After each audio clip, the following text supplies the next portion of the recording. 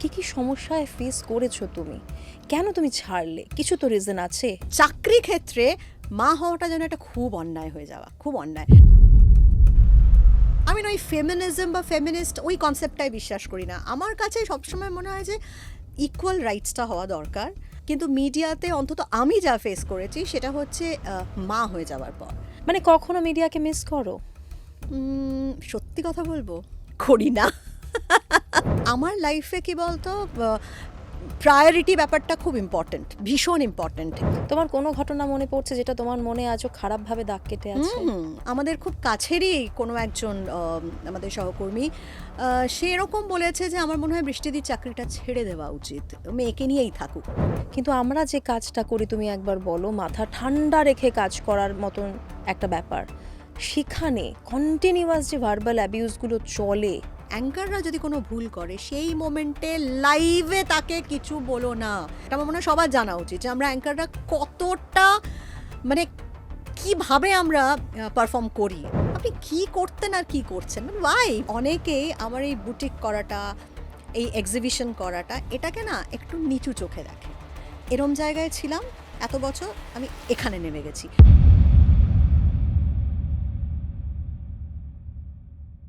সঙ্গে সঙ্গীতায় আপনাদের সঙ্গে আমি সঙ্গীতা। আজকের এই পডকাস্টে আমাদের সঙ্গে রয়েছেন সাংবাদিক বৃষ্টি সেনগুপ্ত।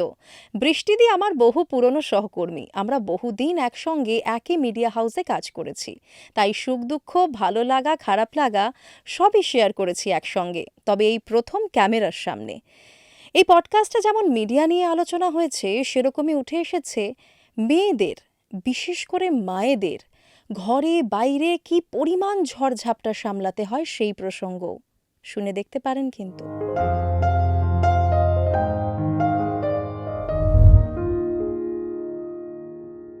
বৃষ্টিদি, সঙ্গে সঙ্গীতায় তোমাকে স্বাগত। কেমন আছো বলো? থ্যাংক ইউ সো মাচ, তুই আমাকে ডেকেছিস। আর সব থেকে বড় কথা হচ্ছে যে কত দিন পর তোর সঙ্গে দেখা হলো আর আড্ডা দিতে পারবো, সেটাই। থ্যাংক ইউ তো আমার বলার কথা, কেননা তো আমার এক ডাকে তুমি চলে এসেছো। Thank you course. So much. সত্যি বলো তো, আমরা একসঙ্গে এরকম কতগুলো দিন একসঙ্গে বসেছি ক্যামেরার সামনে। হ্যাঁ, মানে এখানে বসার পর থেকে আমার শুধু সেটাই মনে হচ্ছে, আনন্দ সকাল বল বা আরও অনেক অনুষ্ঠান আমরা একসঙ্গে বসে করেছি। ব্রেকে হাসাহাসি, আবার কখনো প্রডিউসারদের সঙ্গে বল আমাদের মৌখিক মারপিট আর কি, মৌখিক ঝগড়া। না এটা ঠিক না, না ওটা ঠিক না, কন্টিনিউয়াসলি আমরা করতাম। তো এই এরকম পাশাপাশি বসার পর আমার সেগুলোই খালি মনে পড়ছে। তবে আজকে আমরা শুধু গল্প করব, আড্ডা দেব। একদম, মানে আজকে কারো বকা আসবে না টকব্যাক থেকে। কোনো টকব্যাক নেই।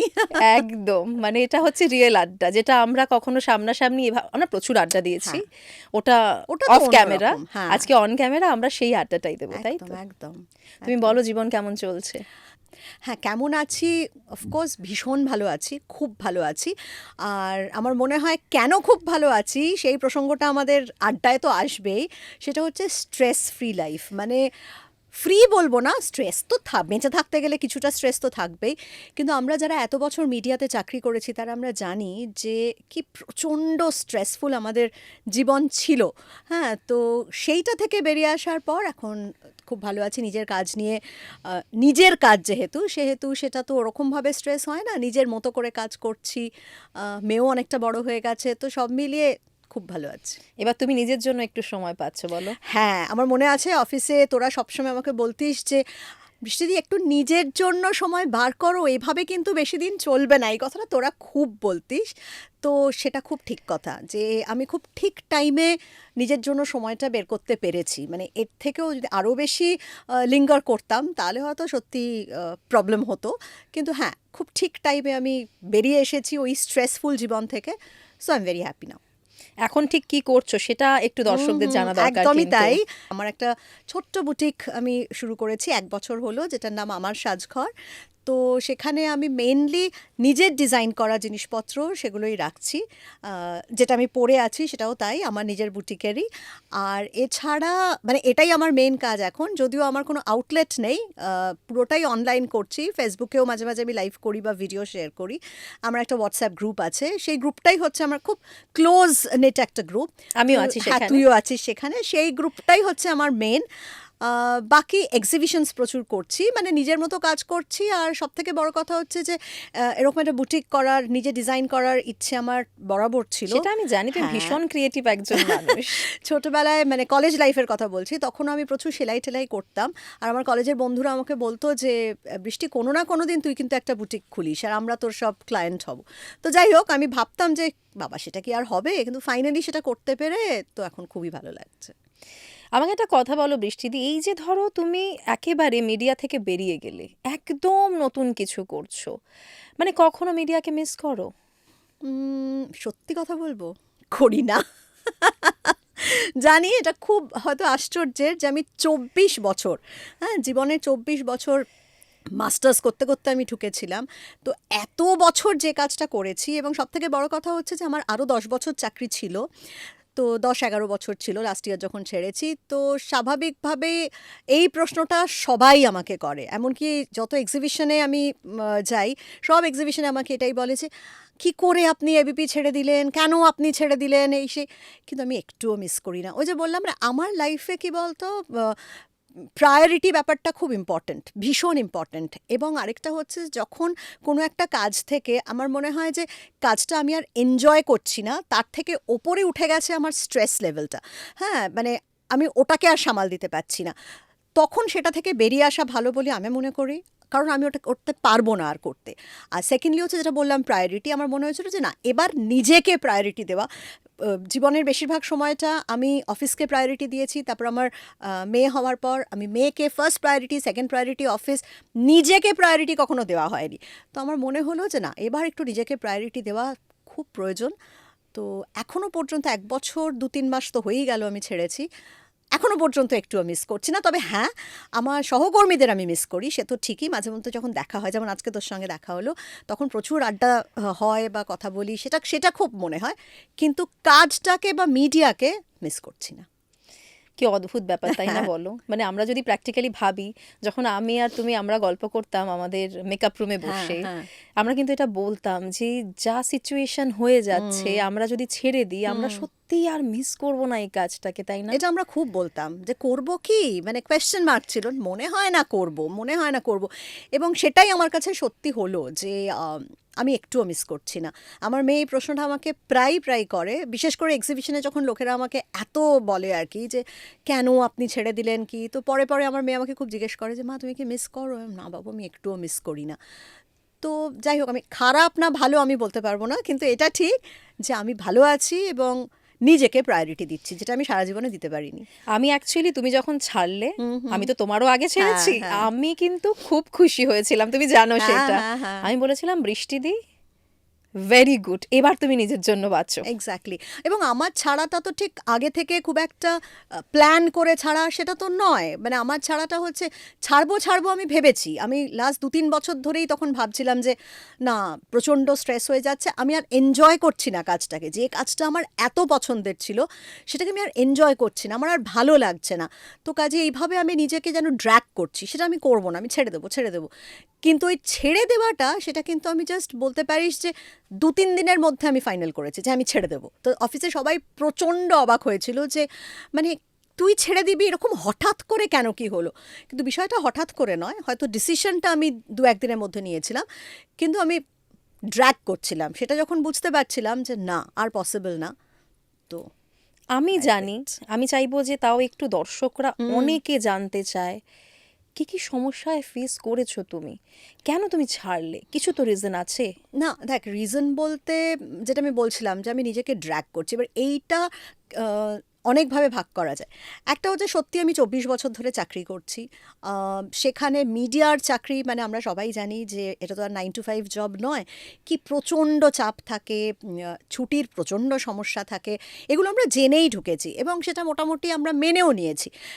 কিন্তু কি বলতো, একটা কাজে তুই ধর যে কাজটা করছিস এত কিছু স্যাক্রিফাইস করে, সেই কাজটায় যদি তুই আনন্দ পাস, হ্যাঁ, তাহলে কিন্তু সেই কাজটা করা যায়। কিন্তু যবে তুই সেই আনন্দটা হারিয়ে ফেলবি কাজটায়, যেটা আমার ক্ষেত্রে হয়েছিল, এবার এইখানে একটা প্রশ্ন আসতেই পারে যে আমি কেন হারালে? এক্স্যাক্টলি। এখানে দেখ, আমাকে বলতেই হচ্ছে যে এনভায়রনমেন্ট একটা খুব বড় জিনিস। আমরা যখন কাজ শুরু করেছিলাম তখন যা এনভায়রনমেন্ট ছিল, অফিস আমি বলছি, কোনো একটা কোম্পানি যা এনভায়রনমেন্ট ছিল, আমরা যেভাবে কাজ করতাম, যেটা প্রথমেই বললাম যে এটা তো 9 to 5 জব নয়, একটা 24 ঘন্টার চ্যানেল, এবং সেক্ষেত্রে আমাদের নানান রকম শিফট থাকতো। এরকম তো কতবার হয়েছে যে আমরা 10, 11, 12 ঘন্টা মানে, তো এই সময় এত সময় অফিসে থাকা মানে অফিসের যে এনভায়রনমেন্টটা, ওই যে একসঙ্গে সবাই মিলে কাজ করা, যেখানে ভুলভাল হলে সবাই সবাইকে বকছে, কিন্তু ভালো হলে সবাই সবাইকে অ্যাপ্রিশিয়েট করছে। এক্স্যাক্টলি। তো প্রথমেই আমি বলবো যে এই অ্যাপ্রিসিয়েশনটা একদম মাইনাস হয়ে গেছিলো, হ্যাঁ। এবং আরও অনেক কিছু যেটা খুব প্রয়োজন একটা মিডিয়াতে, সেগুলো ধীরে ধীরে ধীরে ধীরে এত কমে আসছিল যে যা মানে তোর মনে হবে যে আমি একটা এমন জায়গায় কাজ করছি যেখানে আমি আমার এত ঘন্টা সময় থাকছি, এত কঠিন একটা কাজ করছি, কিন্তু প্রচণ্ডভাবে একটা খাঁচায় আটকে আছি, মানে আমার ফ্রিডমটা কিচ্ছু নেই, যেটা কিন্তু আগে পুরো ছিল। তো এই জিনিসগুলো ভীষণ হিট করেছিল আমাকে, তার কারণ আমরা তো একদম পায়োনিয়ার, মানে তো কাজেই এনভায়রনমেন্ট যে একটা খুব বড় ফ্যাক্টর, অফিসের পরিবেশ এবং প্রত্যেকের সঙ্গে প্রত্যেকের সম্পর্ক, যারা আমাদের বস, যারা ম্যানেজার্স, তাদের সঙ্গে সাবঅর্ডিনেটসদের সম্পর্ক, সেটা খুব ইম্পর্ট্যান্ট, খুব ইম্পর্ট্যান্ট, আমি বলছি তো। আমিও প্রচন্ড ভালো সময় দেখেছি, তুমি তো হ্যাঁ, আরো অনেক আগে হ্যাঁ, থেকে। হ্যাঁ। আমিও যখন তুইও ঢুকেছিলাম, দেখেছিস, আমি কিন্তু right. প্রথমে শুরুর 2 বছর 3 বছর ধরো খুব ভালো দেখেছি, তারপর যেন সবকিছু বদলে গেল খুব হ্যাঁ, ফাস্ট। হ্যাঁ, এই বদলে যাওয়াটা খুব কষ্টের। কোনো কোনো সময় আমি ভাবি যে হয়তো বা ইচ্ছে করে বদল, মানে ইচ্ছে করে বদল কোনো কিছুই হয়নি, হয়তো বা কোম্পানি খুব বেশি কর্পোরেট হয়ে যাওয়ার চেষ্টা করেছিল, আই ডোন্ট নো, কিন্তু সেটা মিডিয়াতে হয়তো অতটা কর্পোরেট হলে চলে না, মেবি। আরেকটা হচ্ছে যে হয়তো সবাই স্ট্রেসড, মানে যেরকম বলছি যে আমি যেরকম মনে করছি যে আমি খুব স্ট্রেসড, সেরকম আমার ওপরে যে আছে সে হয়তো আমার থেকেও বেশি স্ট্রেসড, কারণ তার ওপরে যে বস আছে তার প্রচুর চাপ আছে, মানে এই চাপটা ভীষণ বাড়তে থাকে। আর এই চাপটা বাড়তে থাকার কারণেই আমার মনে হয় প্রত্যেকেই না ওই যেটা কম্প্যাশন ব্যাপারটা যেটা খুব দরকার, সেটা একটু একটু একটু করে হারিয়ে ফেলে। দেখো বৃষ্টিদি, তোমার কি কোনোভাবে এটা মনে হয়, মানে এখানে আমার একটা প্রশ্ন রয়েছে, ধরো আমি প্রচন্ড স্ট্রেসের মধ্যে রয়েছি, তার মানে কি আমার অধিকার জন্মে যায় সেই স্ট্রেসটা আমি আমার জুনিয়রদের মধ্যে পাস করব? না, একেবারেই নয়, সেটাই তো বলছি যে, কিন্তু আবার মানুষ তো আফটার অল, আমরা তো সবাই মানুষ, কেউই যন্ত্র নই। তো হয়তো সেই স্ট্রেস লেভেলটা এত বেড়ে যায়, এত বেড়ে যায় যে তখন সেটা জুনিয়রের মধ্যে চলে যায়, মানে পাস করা হয়ে যায় in a very bad way. হ্যাঁ, মানে এই জিনিসটা কিন্তু আমার মনে হয় যে আমরা সবাই খুব ভুক্তভোগী, প্রত্যেকেই আমার মনে হয়। প্রচন্ড, হ্যাঁ, প্রত্যেকেই আমরা প্রচন্ড। একমত হব। আবার ধর এটা পার্সন টু পার্সন ভ্যারি করে, কোনো মানুষের যদি এরকম হয় যে তারা অনেক বেশি স্ট্রেস নিতে পারে কিন্তু কুল থাকে, কাম থাকে, তো সেক্ষেত্রে ঠিক আছে, ওকে, সেটা মানে তুমি আর তোমার নিচে যে আছে তাকে সেই স্ট্রেসটা দিচ্ছ না, কারণ সেও অলরেডি স্ট্রেসে আছে। আমার মনে হয় পার্সন টু পার্সন ভ্যারি করে, কিন্তু এটাও ঠিক যে স্ট্রেস লেভেল আজকাল এতই বাড়ছে, এতই বাড়ছে, যে সেই কারণে সবাই হয়তো ওটা ব্যালেন্স করতে পারছে না। কিন্তু ব্যালেন্স করতে না পেরে ধরো কাউকে তো তুমি পার্সোনাল অ্যাটাক করতে না, পারো না। কখনোই না, সেটা সেটা খুব আনফর্চুনেট। Face করেছো তো? হ্যাঁ, অফকোর্স করেছি, প্রচুর করেছি, কিন্তু সেটা খুব আনফর্চুনেট। একটা দুটো ইনস্ট্যান্স ঠিক আছে, হতেই পারে, মানে সেগুলো নিয়ে বলার কিছু নেই, হতেই পারে হিট অফ দ্য মোমেন্টে, কিন্তু সেটা যদি একটা রেগুলার প্র্যাকটিস হয়ে যায়, হ্যাঁ, সেটা খুব খারাপ। তোমার কোনো ঘটনা মনে পড়ছে যেটা তোমার মনে আজও খারাপভাবে দাগ কেটে আছে? অনেক ঘটনা, অনেক, প্রচুর আছে। আমি তাহলে এটাই বলবো যে উম, আমি অন্য অফিসের ক্ষেত্রেও আমার মনে হয় বিষয়টা হয়তো এক, কিন্তু মিডিয়াতে অন্তত আমি যা ফেস করেছি সেটা হচ্ছে মা হয়ে যাওয়ার পর, মানে মা হওয়ার পর একটা মায়ের ওপর যে কি প্রচণ্ড স্ট্রেস লেভেল বেড়ে যায়, এবং অফিসের ম্যাক্সিমাম, আমি বলবো ইফ নট 80 to 85% মানুষ, তারা সবসময় একটা ব্যঙ্গাত্মক কিছু কথা বলা, একটা অদ্ভুতভাবে কটাক্ষ করা। হ্যাঁ, মানে আমি জানি না, মানে এইটা কিন্তু আমি নিজে খুব ফেস করেছি এবং আমি কোনো দিন সেটা ভুলবো না। এমন এমন ইনস্ট্যান্স আছে, আমি ভুলবো না। তো এইটা খুব দুঃখজনক। হ্যাঁ, তো আমি একটা ইনস্ট্যান্স বলছি, যেমন আমার আমার যখন বেবি হয় তখন আমি অন্য একটা চ্যানেলে ছিলাম, তবে সেখান থেকে আমি আরেকটা চ্যানেলে শিফট করলাম। অফার পেয়েই শিফট করলাম। তো তখন আমি যখন শিফট করলাম, আমার বাচ্চার বয়স তখন 2 মাস। আমাদের সময় 3 মাসের ম্যাটারনিটি লিভ ছিল, যেটা এখন 6 মাস হয়েছে। আমি মনে করি এটা, মানে আমার মনে করলেই কিছু এসে যায় না, বাট নিজে যেহেতু ফেস করেছি, আমি মনে করি যে ওটা 1 বছর হওয়া উচিত। মানে একটা মায়ের যে কি যায়, এটা আমিও মনে করি। হ্যাঁ, একটা বাচ্চা মানে হওয়ার আগে থেকে ওই 9 মান্থস এবং তারপরে এটা একটু একটু বোঝা দরকার। হ্যাঁ, তো মাত্র 2 মাস যখন আমি আরেকটা আবার অন্য একটা চ্যানেলে আমাকে ডেকে নিয়ে যাওয়া হলো, এবং যখন আমাকে নিয়ে যাওয়া হলো তখন আমি একটা কথাই বারবার বলেছিলাম যে হ্যাঁ ঠিক আছে, আমাকে প্রাইম টাইম করতেই হবে বলেছিল তারা, তো ঠিক আছে, ইটস ওকে। কিন্তু আমি বলেছিলাম যে আমি রাত 12টা অবধি শিফটটা এই মুহূর্তে করতে পারবো না। আমার মেয়ের বয়স মাত্র 2 মাস, 2 মাস। তো কাজেই আমাকে 10টায় ছেড়ে দিলে হবে, আমি সেই মতো শিফট করতে পারবো। তার কারণ কি? তার কারণ হচ্ছে আমরা সবাই জানি যে আমরা যারা ওয়ার্কিং উমেন, তাদের আয়া থাকলেও তারা একটা টাইমে চলে যাবে। অবশ্যই। হ্যাঁ, আর বাড়িতে যদি বাবা মার হেল্প হতে, হ্যাঁ, বাবা মা যদি খুব স্ট্রং হয় তাহলে ব্যাপারটা অনেকটা আলাদা। কিন্তু আমার মা বাবা কেউই ততটা স্ট্রং ছিল না, যথেষ্ট, মা তো বেশ অসুস্থই ছিল। তো কাজেই সারাদিন পর আমাদের তো 9 ঘন্টা 10 ঘন্টা করে ডিউটি, মানে টোটালও যদি আমি ধরি 10-11 ঘন্টা আমরা বাড়ির বাইরে। তারপর রাত 10টা-11টার পর তাদের পক্ষে আর পসিবল, আয়াও চলে যেত। তো আমি এটা একদম পরিষ্কারভাবে বলেছিলাম, এবং আমাকে বলা হয়েছিল যে হ্যাঁ একদম কোনো প্রবলেমই নেই, 10টায় তোমাকে ছেড়ে দেওয়াই হবে, মানে তুমি আগে শিফট আমি আরও এগিয়ে নেব, কিন্তু আমি 10টায় ছুটি হবে।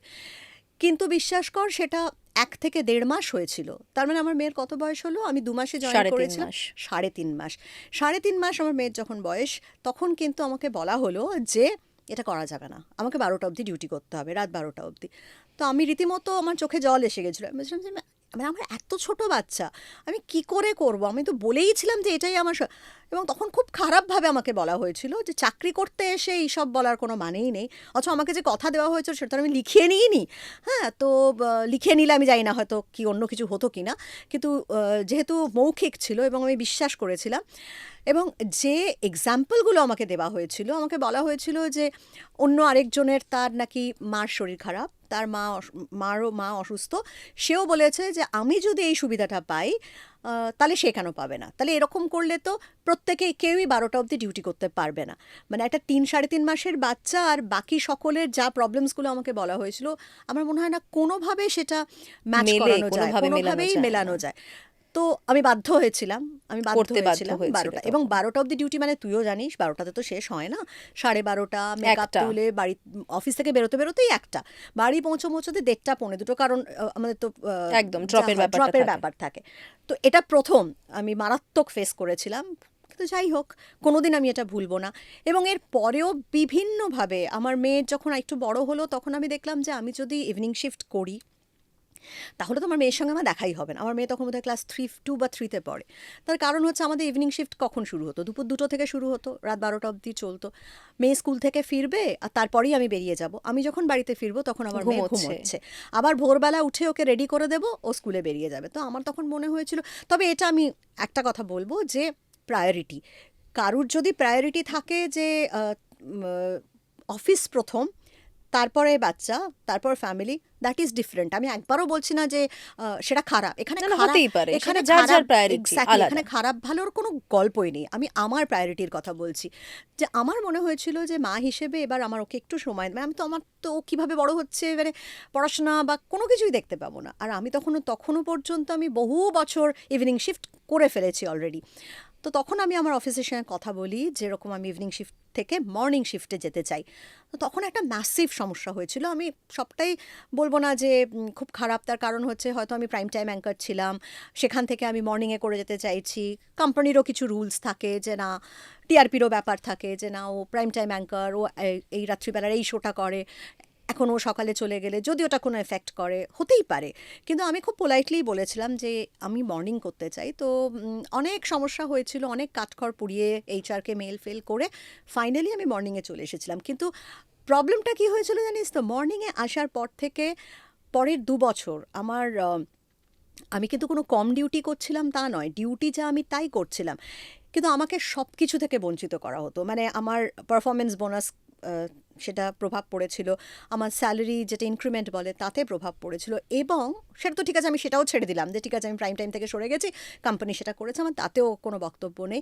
কিন্তু পুরো নিউজ রুমের মধ্যে অনেক রকমভাবে আমাকে কটাক্ষ করা হতো, যেমন ডিভিশন তো করা হয় মারাত্মকভাবে। তুইও জানিস, খুব আমি তো জানি, মানে আমি খুব ফেস ভালো করে করেছি জানিস। মারাত্মকভাবে হ্যাঁ, এগুলো। এইটা খুব দুঃখজনক। মানে এমন তো নয় যে আমি কাজ করছি না, যদি এরকম হতো যে হ্যাঁ আমার ডেডিকেশনের অভাব হয়ে গেছে, বা আমি একদম মানে আমি ম্যাক্সিমাম ছুটিতে চলে যাচ্ছি, আমি কাজ করছি না, তাহলে অফকোর্স আমাকে বলতে পারতো, কিন্তু সেটা না, আমি ইভিনিং থেকে মর্নিংয়ে এসেছি শুধুমাত্র।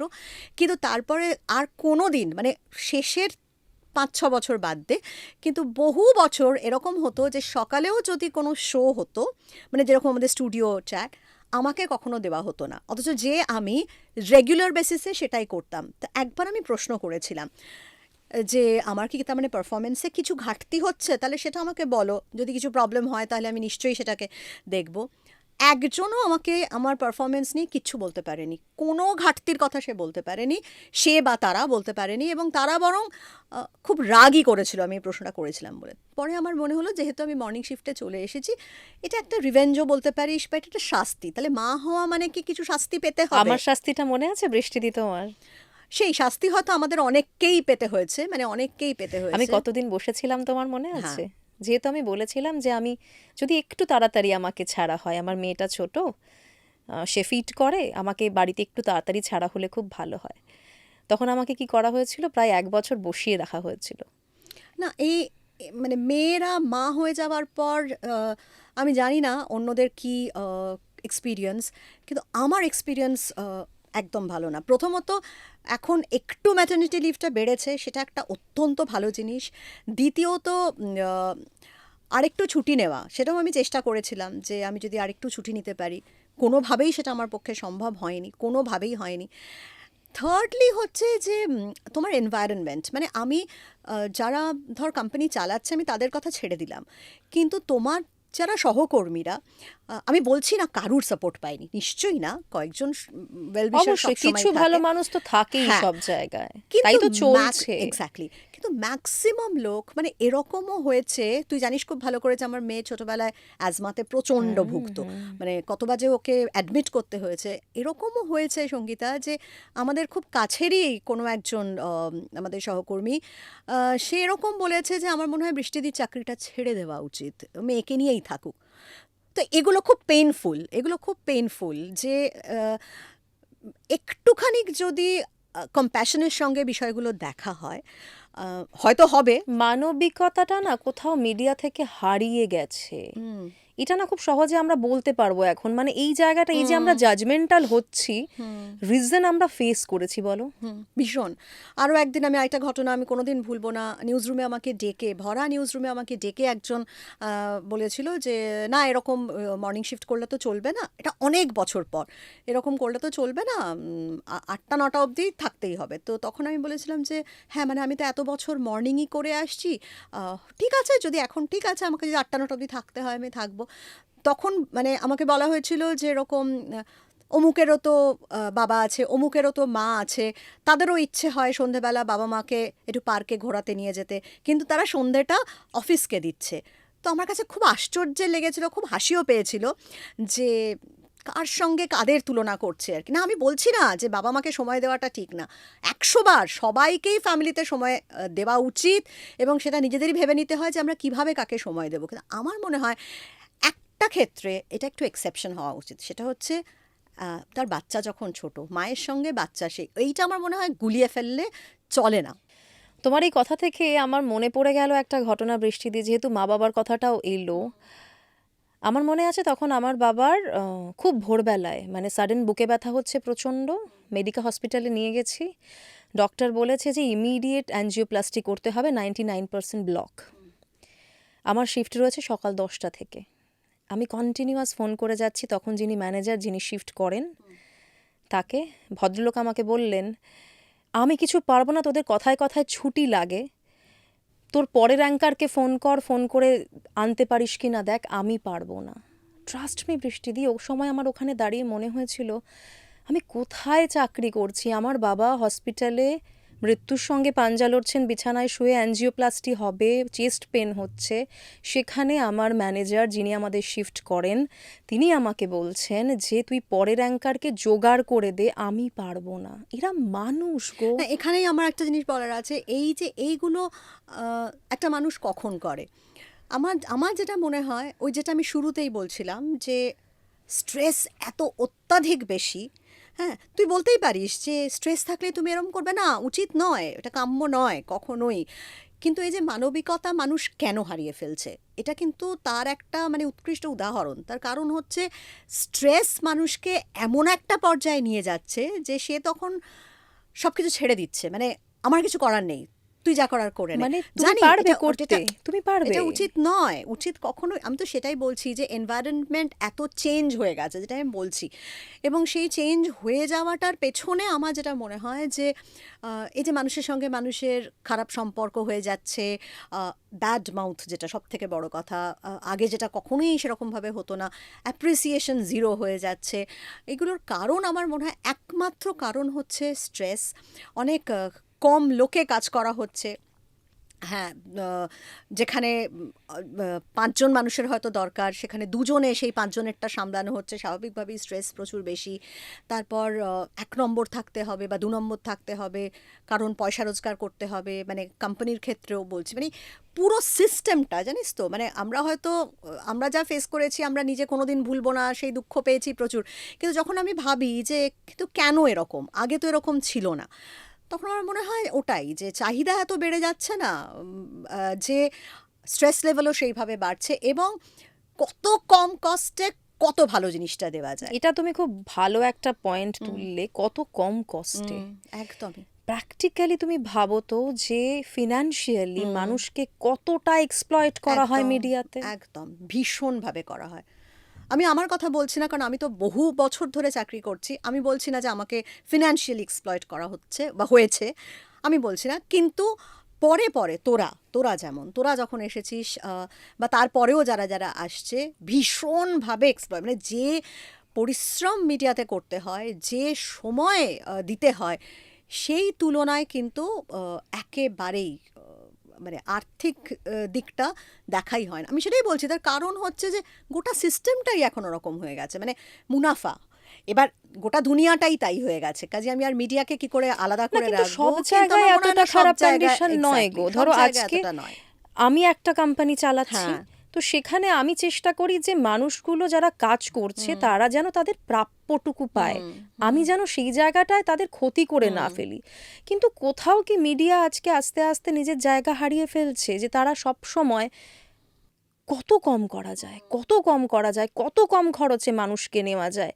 আস্তে আস্তে তুমি প্র্যাকটিক্যালি ভাবতে পারবে না বৃষ্টিদি। আমি যেহেতু অনেকের সাথে এখন যোগাযোগ হয়, অনেক ছেলেমেয়েরা আসে ইন্টারভিউ দিতে, আমি শুনতে পাই বা জানতে পারি হয়তো তারা বেসিক লেবার কস্টটুকুও পাচ্ছে না। এটা কি করে তারা ক্রিয়েটিভ কাজ করছে? হচ্ছে, আমি তো বলছি যে সব দিক থেকেই, মানে ওটাও তো একটা স্ট্রেস। তুই ভাব না যে আমি 10 ঘন্টা, এবং 10 ঘন্টা মানে সেখানে কি প্রচণ্ড পরিশ্রম, সেটা আমরা জানি কি প্রচণ্ড পরিশ্রম। মিডিয়ার মানে যারা নিউজে চাকরি করে তাদের তো ওরকমভাবে কোনো টিফিন ব্রেক এই সেই সব কিছুই থাকে না। ওই ফাঁক, আমরা কীরমভাবে খেতাম তুই মনে কর না, এই একটা বুলেটিনের থেকে একটা বুলেটিনের, ঠিক আছে, ওই আমরা 15 মিনিট টাইম, 10 মিনিট টাইম, দুবার খেয়ে নিলাম, হয়ে এক্স্যাক্টলি, গেল। বা দুবারে লাঞ্চ করলাম এরমভাবে, কারণ এটা করতেই হবে, এটা নিয়ে আমার কোনো বক্তব্য নেই, মানে এটা তো স্বাভাবিক করা। কিন্তু সেটাই বলছি যে কাজে এইরকম স্ট্রেসফুল জব, সেক্ষেত্রে তুমি যদি finally at the end of the month তুমি দেখছো যে যে টাকাটা তুমি পাচ্ছ তাতে সেটা তোমার পোষাচ্ছেই না। একটা তো ঠিক যে আমি এতটা পরিশ্রম করছি, তার বদলে যাই হোক আমি যা পাচ্ছি তাতে আমাকে পরিশ্রমটা অন্তত পুষিয়ে যাচ্ছে, মেন্টালি তো সেটাই না এটা মানুষের, সেটাও হচ্ছে না। তো সেটাই বলছি যে মানে পুরো সিস্টেমটাই আমার কিন্তু খুব কষ্ট লাগে, কারণ আমার 24 বছরের মিডিয়ার জীবনে প্রথম দিকে তো একদমই সেরকম ছিল না, একদম অন্যরকম ছিল। মানে আমরা এত আনন্দ করে কাজ করেছি, কাজের ঘন্টা কিন্তু কম ছিল না, ইফ নট মোর। মানে আমি বলছি, একটা এক্সাম্পল দিচ্ছি, প্রথম বছর আমরা 2004 ডিসেম্বরে জয়েন করি, আর 2005 1 জুন স্টার আনন্দ লঞ্চ হয়, তো অনেকটা প্রায় 6 মাস। তো প্রথমে আমাদের ট্রেনিং হলো, কারণ ওই প্রথম একটা নিউজ চ্যানেল বাংলায় ট্রেনিং হলো। এবং তারপরে যখন আমরা কাজ করা শুরু করলাম, তুই ভাবতে পারবি না স্টার আনন্দ যদি এডিটোরিয়াল বলি বা এডিটোরিয়াল টেকনিক্যাল মিলিয়ে বোধহয় 57 না 59, মানে এত কম লোকে শুরু হয়েছিল একটা 24 ঘন্টার নিউজ চ্যানেল। এত কম লোক ছিল, কিন্তু এত আনন্দ ছিল না মনে, আন্তরিকতা ছিল। আন্তরিকতা এত ছিল, এত হই হই করে আমরা কাজ করতাম। এটাও ঠিক, তখন সিস্টেমটা এরকম ছিল না, কখনোই এরকম ছিল না। এই চাপ প্রথমত মানে এটা বলাই যায় যে তখন আর 1 নম্বর 2 নম্বরের তো কোনো গল্প ছিল না, আমরাই প্রথম। তারপরে 1 সপ্তাহের মধ্যে এলো, তো কম্পিটিশনও অনেক কম ছিল, হতে পারে সেগুলোর জন্য এখন এতটা বেড়ে গেছে, কিন্তু system was not like that. প্রত্যেকেই খুব আনন্দর সঙ্গে 10 ঘন্টা 12 ঘন্টা ডিউটি করেছি আমরা, তার কারণ পুজোর আগেই আমাদের অনেকে ছেড়ে দিয়েছিল, অন্য একটি চ্যানেলে চলে যায়। এবং আমি অ্যাঙ্কার ডিপার্টমেন্ট বলতে পারি, আমরা মাত্র 4 থেকে 5 জন অ্যাঙ্কার ছিলাম। ভাব, একটা পুজোয় যদি 4টে অ্যাঙ্কার থাকে, আমরা 10 জনে কুলোতে পারি না, তাহলে কি অবস্থা। সকাল থেকে রাত, একদিনও ডে অফ পাইনি, কিন্তু তাতেও না কোনো অসুবিধা হয়নি, কষ্ট হয়নি। হ্যাঁ, মানে হই হই করে কাজ করেছি। কিন্তু ওই যে এনভায়রনমেন্টটা, ওটা কেন এত মানে খারাপ হয়ে গেল, মানে এটাই সব থেকে দুঃখের। না, ভাবলে তো খারাপ লাগে বটে। মানে ধরো আমি তো দুটো অনেক জিনিস, পরে দুটো ডিফারেন্স এত দেখেছি না। কিন্তু হ্যাঁ, স্ট্রেস বা এই যে যেটা বললাম গোটা সিস্টেমটাই, সেই সিস্টেমটা যদি বদল না হয়, আমি জানি না আর বদল হবেও কি না, কারণ কম্পিটিশন তো বেড়েই চলবে। হয়তো বদল হবে না, কিন্তু জানি না, মানে ওই মানবিকতাটা আমরা হারিয়ে ফেলছি কোথাও। তবে এটাও ঠিক, আমি তোকে একটু ইন্টারাপ্ট করলাম, এটাও ঠিক, কিছু কিছু ক্ষেত্রে আনডিউ অ্যাডভান্টেজ নেওয়া হয়। এবার দেখ, সব কিছুই তো এক্সেপশন থাকবে, সব কিছুতে এক্সেপশন থাকবে। যদি 5 জন, আমি অ্যাঙ্কার ডিপার্টমেন্টই কথা বলছি, 5 জন অ্যাঙ্কারের মধ্যে একজন যদি আনডিউ অ্যাডভান্টেজ নেয়, তার মানে যদি কোম্পানি মনে করে নেয় যে ওরা সবাই এরকম, এইটা ঠিক না। হ্যাঁ, মানে সবাইকে তুমি এক ধরে নিতে পারো না, প্রতিটা ক্ষেত্রেই তো এক্সেপশন থাকে, প্রতিটা ক্ষেত্রে কেউ লেস প্রোডাক্টিভ, কেউ মোর প্রোডাক্টিভ, প্রত্যেকটা ডিপার্টমেন্ট, সেটা শুধু নিউজ বলে না, সেটা শুধু এই চাকরির ক্ষেত্রে না, যে কোনো চাকরিতে। কিন্তু ওই এক করে দেওয়াটা ঠিক না, আনডিউ অ্যাডভান্টেজ নেওয়াও যেমন ঠিক না, কিন্তু আবার একজন নিচ্ছে মানেই সবাই পুরো ডিপার্টমেন্টই তাই দেখে দেওয়া হলো, এটাও ঠিক না। তাহলে তো বৃষ্টিদি একটা কথা বলতে হবে, কিছু মানুষকে আলাদা ফেসিলিটি দেওয়াও ঠিক না। সব জায়গাতে থাকে, ওই কেউ বেশি ফ্যাসিলিটি পায়, কেউ কম ফ্যাসিলিটি পায়। আমি মনে করি যে ওরা একটু লাকি বেশি, তাই জন্য, এর বাইরে আর কিছু ওটা নিয়ে আমি আর ভাবি না, মানে কোনোদিনই ভাবতাম না। কারণ আমাদের অফিসেও, আমি যে কটা অফিসে চাকরি করেছি সব জায়গায় সেরকম ছিল। কিন্তু প্রথম হয়তো যখন প্রথম চাকরিতে জয়েন করেছিলাম, তখন হয়তো এরকম দেখলে একটু এ বাবা এটা কেন হবে, কিন্তু পরে ম্যাচুরিটি, এটাই হবে, মানে ঠিক আছে, ওকে, ও একটু বেশি লাকি আমার থেকে, ব্যাস। ওটা নিয়ে আমি আর ভাবতাম না। প্র্যাকটিক্যালি আমরা কিন্তু এটাই ভাবতাম না আলটিমেটলি, মানে কখনো রিগ্রেট করিনি, না, যা ঠিক আছে, হচ্ছে okay, হোক fine, বলো। ওটা নিয়ে আর ভাবিনি কোনোদিন আর কি। কিন্তু আমার মানে বারবার মনে হয় যে ধরো নিউজটা তো ভালোবাসতাম, তুমিও ভীষণ ভালোবাসতে, আমিও ভীষণ ভালোবাসতাম, কিছু মানুষের জন্য আমাদের মন থেকে সেই ভালোবাসাটা চলে গেল, এটা খুব অদ্ভুত, বলো। সেটা তো অদ্ভুত ঠিকই, ওই যে বললাম যে আমি আর স্ট্রেস নিতে পারছিলাম না। আমি তো খুব পরিষ্কার করে এটা সবাইকেই বলি যে হতে পারে এটা আমার ফল্ট, কিন্তু আমি আর স্ট্রেসটা এত বাড়ছিল, এমন জায়গায় স্ট্রেস লেভেলটা চলে যাচ্ছিল যে আমি আর কাজটা এনজয় করছিলাম না, যেটা আমি শুরুতেই বললাম। বেশি দিন একটা কাজ যেটাতে তুই খুশি হচ্ছিস না, যে কাজটাকে তুই খুব ভালোবাসতিস, এত বছর ধরে তুই আনন্দের সঙ্গে করেছিস, সেখান থেকে যদি আনন্দটা পুরো চলে যায়, শুধুই স্ট্রেস হয়ে যায়, কনফিডেন্স লেভেল পড়ে যায় তাহলে। এবং সব সময় একটা ভয়ের মধ্যে থাকা। বৃষ্টিতে আমরা যা আলোচনা করছি তার মধ্যে একটা কথা না বললেই নয়, আমার মনে এলো, কেননা প্রচুর ফেস করেছি, সেটা হচ্ছে ভার্বাল অ্যাবিউজ। এখন নিউজে, মিডিয়াতে একটা মারাত্মক জায়গায় পৌঁছেছে। অনেকে বলবে সব জায়গাতেই হয়, কিন্তু আমরা যে কাজটা করি, তুমি একবার বলো, মাথা ঠান্ডা রেখে কাজ করার মতন একটা ব্যাপার, সেখানে কন্টিনিউয়াস যে ভার্বাল অ্যাবিউজগুলো চলে পিসিআরে বা নিউজ রুমে, এটা নিয়ে তুমি কি বলবে? ভীষণ ডিস্টার্বিং, প্রচণ্ড ডিস্টার্বিং। আমি নিজে, তুই জানিস খুব ভালো করে, আমি কোনো খারাপ শব্দ আমার মুখ দিয়ে বেরোই না, মানে, এবং এটা নিয়ে অনেকে মজাও করে যে হ্যাঁ 24 বছর মিডিয়াতে চাকরি করে তুমি গালাগালি গালাগালি করো না। এটা আমাকে অনেক অনেক বলেছে অনেকে, মদ খাও না এবং গালাগালি করো না। তো যাই হোক, মদ খাও নাটা আলাদা বিষয়, আমার ওটা টেস্ট ভালো লাগেনি বলে আমি কোনোদিন খাই না। কিন্তু এইটা আমি পারবো না করতে, মানে এটা আমার পক্ষে পসিবল না। কিন্তু এটা যত দিন গেছে সঙ্গীতা, তত আমি দেখেছি এটা কিন্তু আরো বেড়ে যাচ্ছে। মানে আম, একটা কন্টেজিয়াস ডিজিজ যেরকম হয়, ইনফেকশাস ডিজিজ যেরকম হয়, ঠিক সেইভাবে যেন মনে হয়। এবং অবাক লাগে, আমার থেকে অনেক ছোট ছোট ছেলেমেয়েরা যারা নতুন ঢুকছে হয়তো চাকরিতে, তারা ঢুকেই দেখি যে কি প্রচণ্ড খারাপ কথা তাদের, মানে বলে চিৎকার করছে আর কি, চিৎকার চেঁচামেচি করছে। আহ, আমি কোনোদিনই না এটার মানে বুঝতাম না, ইন দ্য সেন্স, মানে বুঝতাম না ইন দ্য সেন্স যে কাজ করতে গেলে খারাপ কথা বলতেই হবে, মানে এটা এটা আমার আমারও কাছে প্রশ্ন গো, মানে ভীষণ বড় গালাগালি প্রশ্ন। দিতে হবে? এবং যেখানে কাজ করছি, আমি মিডিয়ার কথাটা পার্টিকুলারলি কেন বলছি, আমাদের কতটা মাথা ঠান্ডা রাখতে হয় তুমি বলো তো? এক্স্যাক্টলি, অ্যাজ অ্যান অ্যাঙ্কার আমরা যখন আমাদের তো সবসময় লাইভ হতো, কাজে রেকর্ডিংয়ের কোনো তো সুযোগ নেই, কাটের কোনো সুযোগ নেই। এবার একটা অ্যাঙ্কার যখন, আমি জানি না অনেক মানুষ হয়তো এখন জানে যে কিভাবে হয় বিষয়টা, বা অনেকে হয়তো জানে না। আমরা যখন স্টুডিওতে অ্যাঙ্কারিং করতে শুরু করছি, লাইভ যখন যাচ্ছে, আমাদের কানে তো একটা টকব্যাক দেওয়া থাকে, যেটার সঙ্গে পিসিআর, মানে প্রডিউসার কন্ট্রোল রুম, সেখান থেকে সমস্ত জিনিসগুলো আমাদের কানে আসে, যে আমরা কখন ব্রেক নেব, পরেরটা কী যাবে, এই সমস্ত কিছুগুলো করতে হয়। তো সেক্ষেত্রে তার মানে কি, একটা অ্যাঙ্কার যে লাইভে যাচ্ছে, আহ, সে ক্যামেরা ফেস করছে, তাকে সব ঠিকঠাক এক্সপ্রেশন রেখে এবং খবর ঠিকঠাক তাকে বলতে হচ্ছে, এবং কানে তাকে প্রত্যেকটা ইনস্ট্রাকশন শুনতে হচ্ছে। এটাই তো কাজ আমাদের। কিন্তু ইনস্ট্রাকশনের বাইরে যা যা আমাদের শুনতে হয়, হতো, এক বছর আমি আর শুনছি না, কিন্তু যা শুনতে হতো, সেটা আমি বলবো যে মানে একটা ভেরি, মানে দ্যাটস ভেরি আনফর্চুনেট।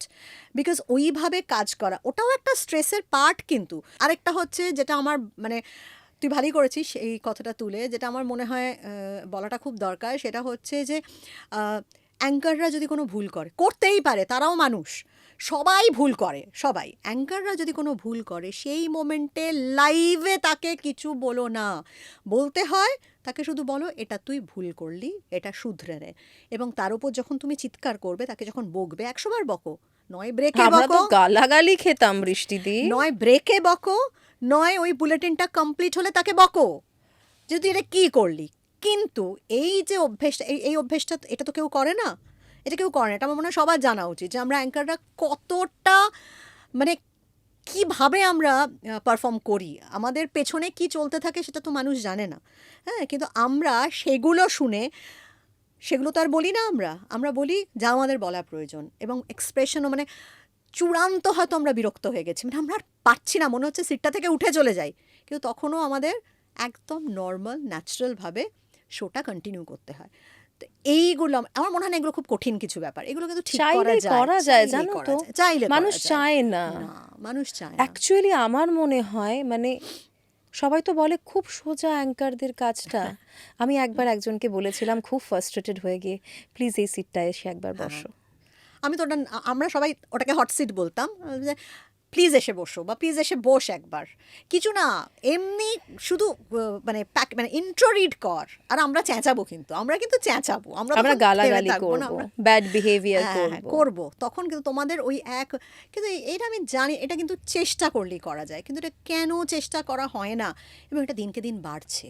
সব সময় তুমি মনে করে দেখো, সব সময় একটা ভয়, সারাক্ষণ ভয় দেখানো হচ্ছে, সারাক্ষণ ভয় দেখানো হচ্ছে, কি করে কাজ দেখ, ওই করবে? ভয়টাও কিন্তু আমি এটাই বলবো, এই যে ভয় দেখানো হচ্ছে, বা সেটার কারণ ওই, সেটার পেছনে ওই একদম কম্পিটিশন, একদম কম্পিটিশন, সেটার পেছনেও একদম। কম্পিটিশন, যে আহ, যদি অন্যরা আমাদের থেকে এগিয়ে যায়। Rat race. হ্যাঁ, তো মানে আমরা এত কথা বলছি, মাঝে খুব ভালো করে তুই জানিস যে দীপিকা পাডুকোন নিয়ে এত কথা হলো, 8 ঘন্টা শিফটের একটা যে বিষয়। দেখ, আমি তো খুব ভালো করে জানি না বিষয়টা, যে সত্যি সত্যি ও কী চেয়েছিল বা কি, কিন্তু দীপিকা পাডুকোন মানে ওই লেভেলের, সেখানেও কিন্তু একটা মাকে সাফার করতে হচ্ছে। মানুষ ট্রোল করেছে কত, ভাবো মানুষ তো। ট্রোল করেছে, এবং ও ও তো ওই সিনেমা থেকে বাদও নিজে দেওয়া বেরিয়ে হয়েছে গেছে, তাকে। বা তাকে বাদ দেওয়া হয়েছে। বাদ দেওয়া হ্যাঁ, হয়েছে। তো কাজে তুই বল না, একটা মেয়ের ক্ষেত্রে এটাই আমার খুব দুঃখ লাগে, যে একটা মেয়ের ক্ষেত্রে অন্তত আমাদের দেশে, আমি বিদেশের কথা অতটা জানি না, অন্তত আমাদের ক্ষেত্রে আমি দেখেছি যে মা হয়ে যাওয়াটা যেন একটা ভীষণ মানে চাকরি ক্ষেত্রে মা হওয়াটা যেন একটা খুব অন্যায় হয়ে যাওয়া, খুব অন্যায়। এবং তুই হাসবি, কিন্তু আমি এরকমও অনেকের মুখে শুনেছি যে তারা যখন কোনো এমপ্লয়িকে হায়ার করবে, আহ, মেয়ে নিতে চায়, হ্যাঁ, কিন্তু না বাবা, মেয়ে মেয়ে নেব, এই তো আবার দুদিন পর বিয়ে হবে, তারপরে মা হবে। মানে আমি এটা বলতে শুনেছি, তো সেগুলো খুব কি দুঃখজনক আমার আনফরচুনেট বলো তো। Very unfortunate. এইটা যদি একটু চেঞ্জ হয় না মানসিকতা, তাহলে খুব খুশি হব। কারণ দেখ, মানে সংসারে আহ, সেখানে কিন্তু তোমার বাচ্চার দায়িত্ব তোমারই। মানে একটা মাকে যা যা দায়িত্ব নিতে হয়, একটা বাবা সেই দায়িত্ব নেবে এটা কেউ ভাবতেই পারে না। যদি তার 50% দায়িত্ব একটা বাবা নেয়, তাহলে কিন্তু বলা হয় দারুণ, মানে ভাবা যায় না। এরকম বাবাই হয় না। এক্স্যাক্টলি। কিন্তু কেন, কিন্তু কেন আমরা যখন একটা ছেলের ইকুয়ালি কাজ করছি, হ্যাঁ, মানে সেও 10 ঘন্টা ডিউটি করছে, আমিও 10 ঘন্টা ডিউটি করছি, সেও যেরকম স্ট্রেসফুল কাজ করছে আমিও সেরকম কাজ করছি, বাড়িতে ফিরে আসার পর তখন কেন বাড়িতে ফিরে এসে সে রিল্যাক্স করতেই পারে, মানে এটা যেন তার অধিকার যে সে রিল্যাক্স করতেই পারে। বাড়িতে একটা হয়তো 5 মাসের বাচ্চা, কিন্তু মা বাড়িতে এসে কোনো মতে ড্রেসটা চেঞ্জ করে মুখ হাত পা ধুয়েই শুরু হয়ে যাবে তার বাচ্চার পেছনে, শুরু হতেই হবে। এবং শুধু বাচ্চা নয়, বাড়ির বাদবাকিটাও। আমি বাদবাকিদের কথা ছেড়েই দিলাম, আমি বাচ্চা নিয়েই শুধু বলছি। তার কারণ কেউ মানে কেউ এক্সপেক্টই করবে না যে তার বাবা সে বাড়িতে ফিরে তার বাচ্চার টেক কেয়ার করবে বা দুজনে ভাগাভাগি করে করবে। আমি বলছি না হয় না, আজকাল হয়। বিশেষ করে আমি বেশ কিছু ভ্লগ দেখি, ভালো লাগে দেখতে। তোর তারা বিদেশে থাকে, সেখানের ভ্লগ, তুমি তাদের ওই বিদেশের, লাইফস্টাইল ওই যে তুমি বিদেশ কথাটা আমার বলে এত দিলে না, ভালো লাগে সেই ওখানেই vlogগুলো পাল্টে গেল দেখে। সবটা, হ্যাঁ, জানো তো। মানে আমি রিসেন্টলি কিছুদিন বাইরে ছিলাম আমার বান্ধবীর কাছে, আমি ক্যালিফোর্নিয়ায় ছিলাম কিছুদিন। ওখানে না সবাই, কোনো ছেলে মেয়ের ডিভিশন নেই, ওরা সব কাজ সবাই মিলে করে। এমন নয় যে ছেলেটি বেশি করছে বা মহিলাটি বেশি করছে। আর সন্তান থাকলে তো বটেই, মানে সন্তান দুজনেরই দায়িত্ব। এটা কিন্তু Exactly. আমাদের দেশে কোথাও একদম মিসিং। সন্তান তার মায়েরই দায়িত্ব, মানে, এবং এটা বলে ফেলে মানুষজন যে তুমি যখন জন্ম দিয়েছো তোমারই দায়িত্ব, Exactly. এটা মানুষজন বলে ফেলে।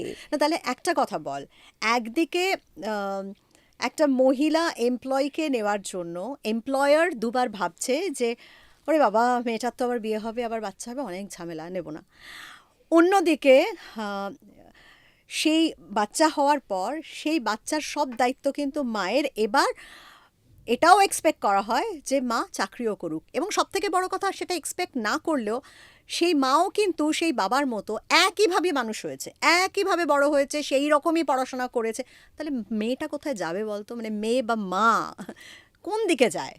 এই এই স্ট্রেস নিতে নিতেই তো আমাদের জীবন কেটে যায়। এই যে আমি বললাম তোকে স্ট্রেসের কথা, একটা মা, একটা ওয়ার্কিং মাদারের স্ট্রেস যে কি ভয়ঙ্কর। আমার মনে হয় তোর পডকাস্ট যারা দেখছে, বিশেষ করে মহিলারা, অনেকেই হয়তো আমাদের কথায় রিলেট করতে পারবে। সেটা যেটা কি কঠিন সময়, খুব বড় যদি সাপোর্ট, মানে বাবা মা হয়তো খুব স্ট্রং, হ্যাঁ, সেই রকম সাপোর্ট যদি না থাকে, তাহলে এখনও টিল ডেট আমি বলবো যে একটা মেয়ের মা হয়ে যাওয়ার পর সেই ওয়ার্কিং মাদারের life is very stressful, very stressful. Actually তুমি এবং যদি, সেখানে মানবিকতা দেখানো লোক খুব কম, অত্যন্ত ভীষণ কম। কম, ভীষণ কম। এবং আমাদের না সোশ্যাল স্ট্যান্ডার্ডটাই ওটা হয়ে গেছে, জানো তো। মানে আমাদের সবাই ভেবে নিয়েছে আমাদের দেশে, আমি এটা বাইরের দেশে বলবো দশভুজা, না, আমরা সত্যি সত্যি দশভুজা। হ্যাঁ, মেয়েরা দশভুজা, তারা সব পারে।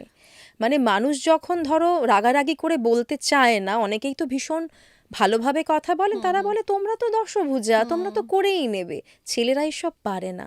কিন্তু কেন পারবে না, এই প্রশ্নটা কেউ তোলে না।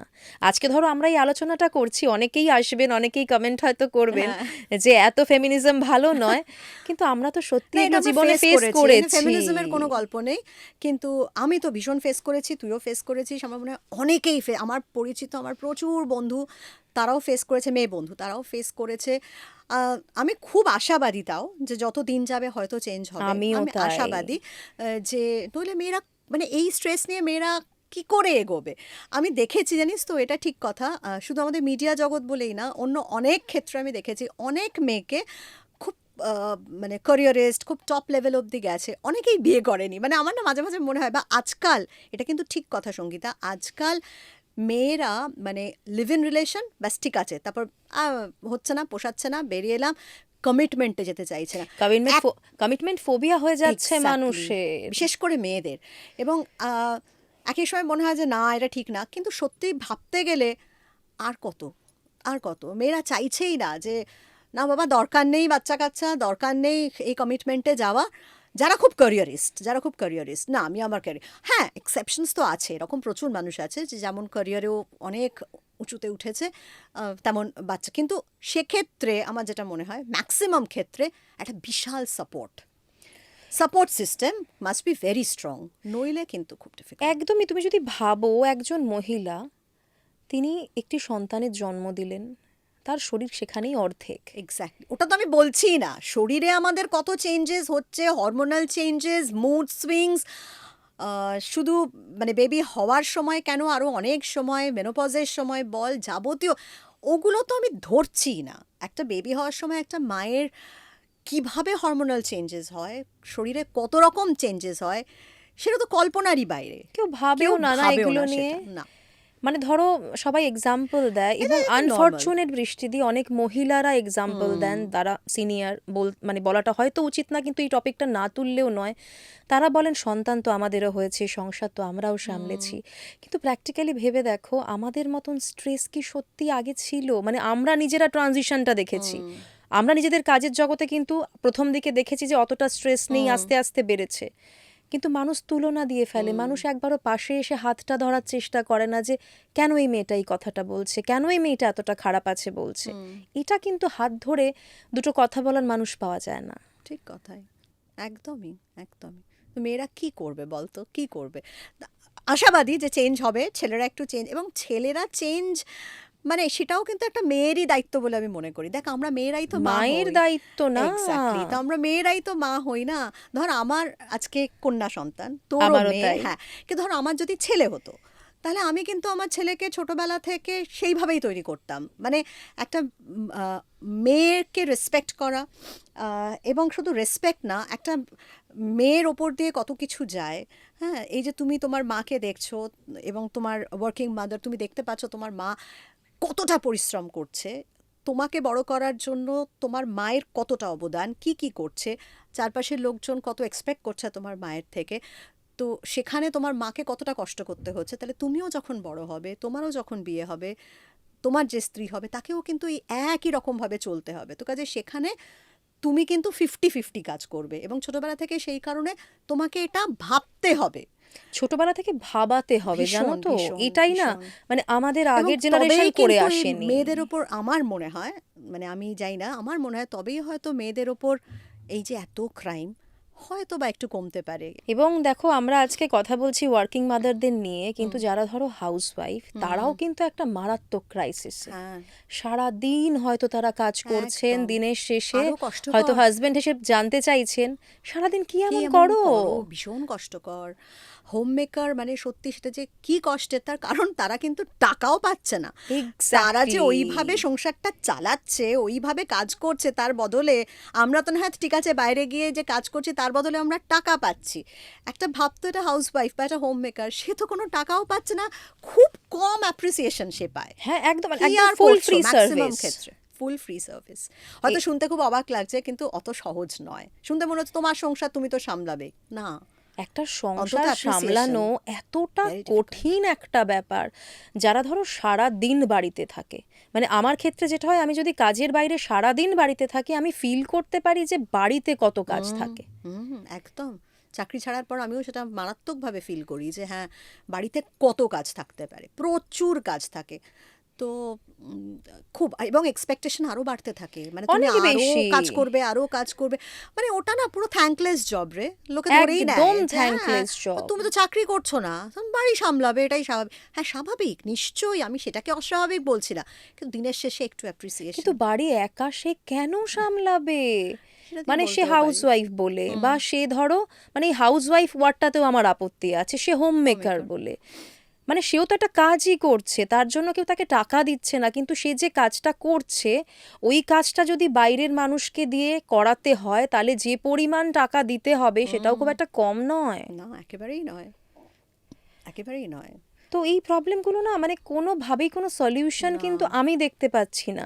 বৃষ্টিদি, এখন রিসেন্টলি আমি দেখছিলাম, কোথাও একটা পড়ছিলাম, বিবাহিত পুরুষদের আয়ু বেশি অবিবাহিত পুরুষদের থেকে, আর এই দিকে বিবাহিত মহিলাদের আয়ু কমে যাচ্ছে অবিবাহিত মহিলাদের থেকে। স্ট্রেস, কি অদ্ভুত লাগে শুনতে। স্ট্রেস, ওই একটাই জিনিস, স্ট্রেস আমাদের সবাইকে শেষ করে দিচ্ছে। মানে গোটা সিস্টেমটাই রে, গোটা সিস্টেমটাই একটু যদি সবটা না বদলায়, মানুষের মধ্যে থেকে মানবিকতা যদি এইভাবে চলে যায়, কম্প্যাশন যেটা খুব ইম্পর্ট্যান্ট, আমি অনেকবারই শব্দটা ব্যবহার করলাম, এটা খুব ইম্পর্ট্যান্ট একটা শব্দ, এইটা মানুষের মধ্যে থেকে যদি চলে যেতে থাকে, চলে যেতে থাকে, তাহলে কিন্তু এটাই হবে। এবং দেখ, এটা তো ঠিক কথা, আগেকার দিনের কথা আমি বাদ দিলাম, আমাদের মা জেঠিমাদের কথা, ঠাকুমাদের কথা, দিদিমাদের কথা তো আরও আগে, কিন্তু এটা তো ঠিক যে এখন আমরা আমাদের মেয়েদের কিভাবে, আমিও সেভাবেই মানুষ হয়েছি, তুইও সেভাবে মানুষ হয়েছিস, তোর দাদা মানে দাদা আছে, কিন্তু তা সত্ত্বেও তোর বাবা মা কি তোর দাদাকে অন্যভাবে মানুষ করেছে আর তোকে অন্যভাবে মানুষ করেছে? একদমই নয়। আমি সিঙ্গেল চাইল্ড ছিলাম, কাজেই আমার তো কম্প্যারিজনে কোনো প্রশ্নই নেই, কিন্তু আমি আমার মায়ের মুখে নিজে শুনেছি যে মায়েরা 4 ভাই বোন ছিল, তার মধ্যে একজন দাদা, বাকি 3টে বোন। মায়েরা কতটা কি বলবো, ডিফারেন্সিয়েশন দেখেছি। হ্যাঁ, ডিফারেন্সিয়েট মানে কতটা তাচ্ছিল্যের সঙ্গে মানুষ হয়েছে মায়েরা। হ্যাঁ, মানে আমার মা কত আমাকে গল্প করেছে যে দুবেলা 2 গ্লাস দুধ কিন্তু শুধুমাত্র দাদার জন্যই, সেটা কিন্তু বাকি 3 মেয়ের জন্য নয়। এবং সেটা আমি বলতাম, তোমাদের খারাপ লাগে না? লাগতো না মা? তোমার খারাপ লাগতো না? তোমাদের খারাপ লাগতো না? বলতো যে না রে, আমরা না ওইভাবেই অভ্যস্ত হয়ে গেছিলাম যে হ্যাঁ, দুধ তো দাদাকে খেতে হবে, আমাদের না। দাদার জন্মদিন হবে, দাদার অন্নপ্রাশন হবে। তো যুগটাই আলাদা ছিল। একটা মেয়ে ছোটবেলা থেকে ওই রকম দেখেই মানুষ হয়েছে, কিন্তু আমাদের সময় তো তা নয়। এবং আমাদের পরে আমাদের বাচ্চাদের কথা বলছি, আমার মেয়েকে বা তোর মেয়েকে তুই কিভাবে মানুষ করছিস, আমার মেয়েকে আমি কিভাবে মানুষ করছি। কাজেই সে যদি হঠাৎ করে বিয়ের পর এই রকম একটা দেখে যে ওমা সবাই দেখি আমার থেকেই সব এক্সপেক্ট করছে, ওমা আমাকেই সব করতে হবে, কেন আমি কিসের কম, আমি কিসের কম? ধর তার যে হাজব্যান্ড, তুমি যেভাবে বড় হয়েছো, তুমি যা যা করেছো আমিও তো তাই করেছি, আমি কিসের কম, তাহলে আমাকে এভাবে কেন? এইটাই কিন্তু আজকাল মেয়েদের হচ্ছে, এবং সেটা খুব স্বাভাবিক হওয়া। কিন্তু এটার জন্যও যেটা কথা হচ্ছে, ধরো বাইরে এখন মানুষ খুব সহজেই বলে দেয়, এই যে ধরো আজকাল এত ডিভোর্স বেড়ে গেছে, তার জন্য শুধু মহিলারা না দায়ী। না না, দেখ, ডিভোর্সের সংখ্যা বাড়াটা আমি মনে করি খুব স্বাভাবিক।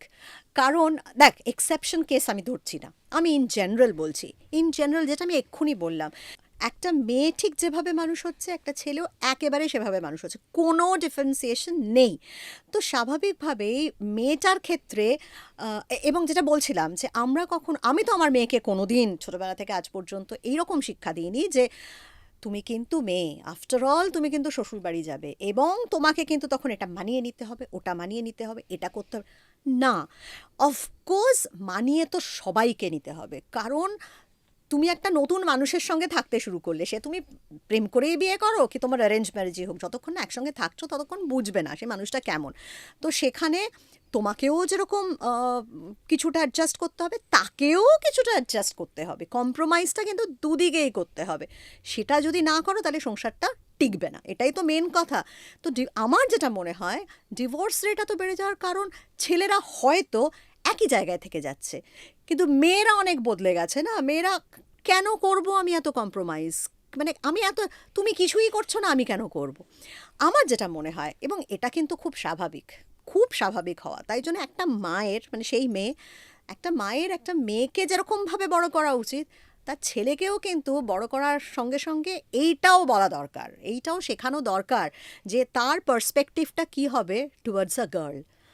মানে এটা এটা এখন ভীষণ প্রয়োজন। এটা যদি না হয় তাহলে কিন্তু আমার মনে হয় যে এই যে বিয়ে টিকছে না, এবং এই যে মেয়েদের মধ্যে এত অনীহা হয়ে গেছে, কমিটমেন্টে যাবই না বাবা, কোনো দরকারই নেই, ভয় ভয় ধরে যাচ্ছে চারিদিকে দেখে। যাবো না, দরকার নেই, কিচ্ছু করার দরকার নেই বাবা, আমি আমার চাকরি বাকরি করব, রোজগার করব, আরামসে থাকবো, মা তোমার কাছে থাকবো, মানে এই এই যে এরকম কথাবার্তা দেখবি তোর মেয়েও একটু বড় হলে এরকম আমার মেয়ে এখনই বলে তো আমার মানে মেয়ে এরকম এখনই বলে আমি কিন্তু বিয়ে টিয়ে করবো হ্যাঁ। না। ও তো আবার বলে আমি বয়ফ্রেন্ডও রাখবো ও না। আচ্ছা, ওর বয়ফ্রেন্ডও রাখবে না। হ্যাঁ, কিন্তু আমার মেয়ের এই কথাটা খুব আছে যে আরেকটা যেটা আমার মেয়ে ভীষণ, ওটা যে আমি ওকে ঠিক শিখিয়েছি তা না, কিন্তু এই কথাটা আমার মেয়ে খুব বলে। আমার মেয়ে সবে 18, বুঝতেই পারছিস এখন এই এজে তো সবে কলেজ যাচ্ছে। এটা খুব বলে যে মা আমি একটা জিনিস, আজকে বলছে তা না, বেশ কয়েক বছরই বলে, আমি একটা জিনিস কিছুতেই বুঝি না যে বিয়ে হল, ঠিক আছে বিয়ে করলাম, একটা ছেলেকে বিয়ে করলাম, তা আমি তোমাদের ছেড়ে চলে যাব আর ছেলেটা তার বাবা মার কাছে থাকবে, আমাকে গিয়ে সেখানে থাকতে হবে।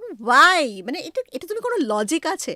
সত্যি তো কোনো লজিক নেই। সত্যি কোনো লজিক নেই। সত্যি কোনো লজিক নেই। তো আমি বলি যে তোর মতে তাহলে কি করা উচিত? বলছে, আমার মতে ছেলেটাও তার বাবা মাকে ছেড়ে আসবে, আমিও আমার বাবা মাকে ছেড়ে থাকবো, মানে দুজনেই দুজনের বাড়ি থেকে বেরিয়ে নিজেদের একটা বাড়িতে থাকবো।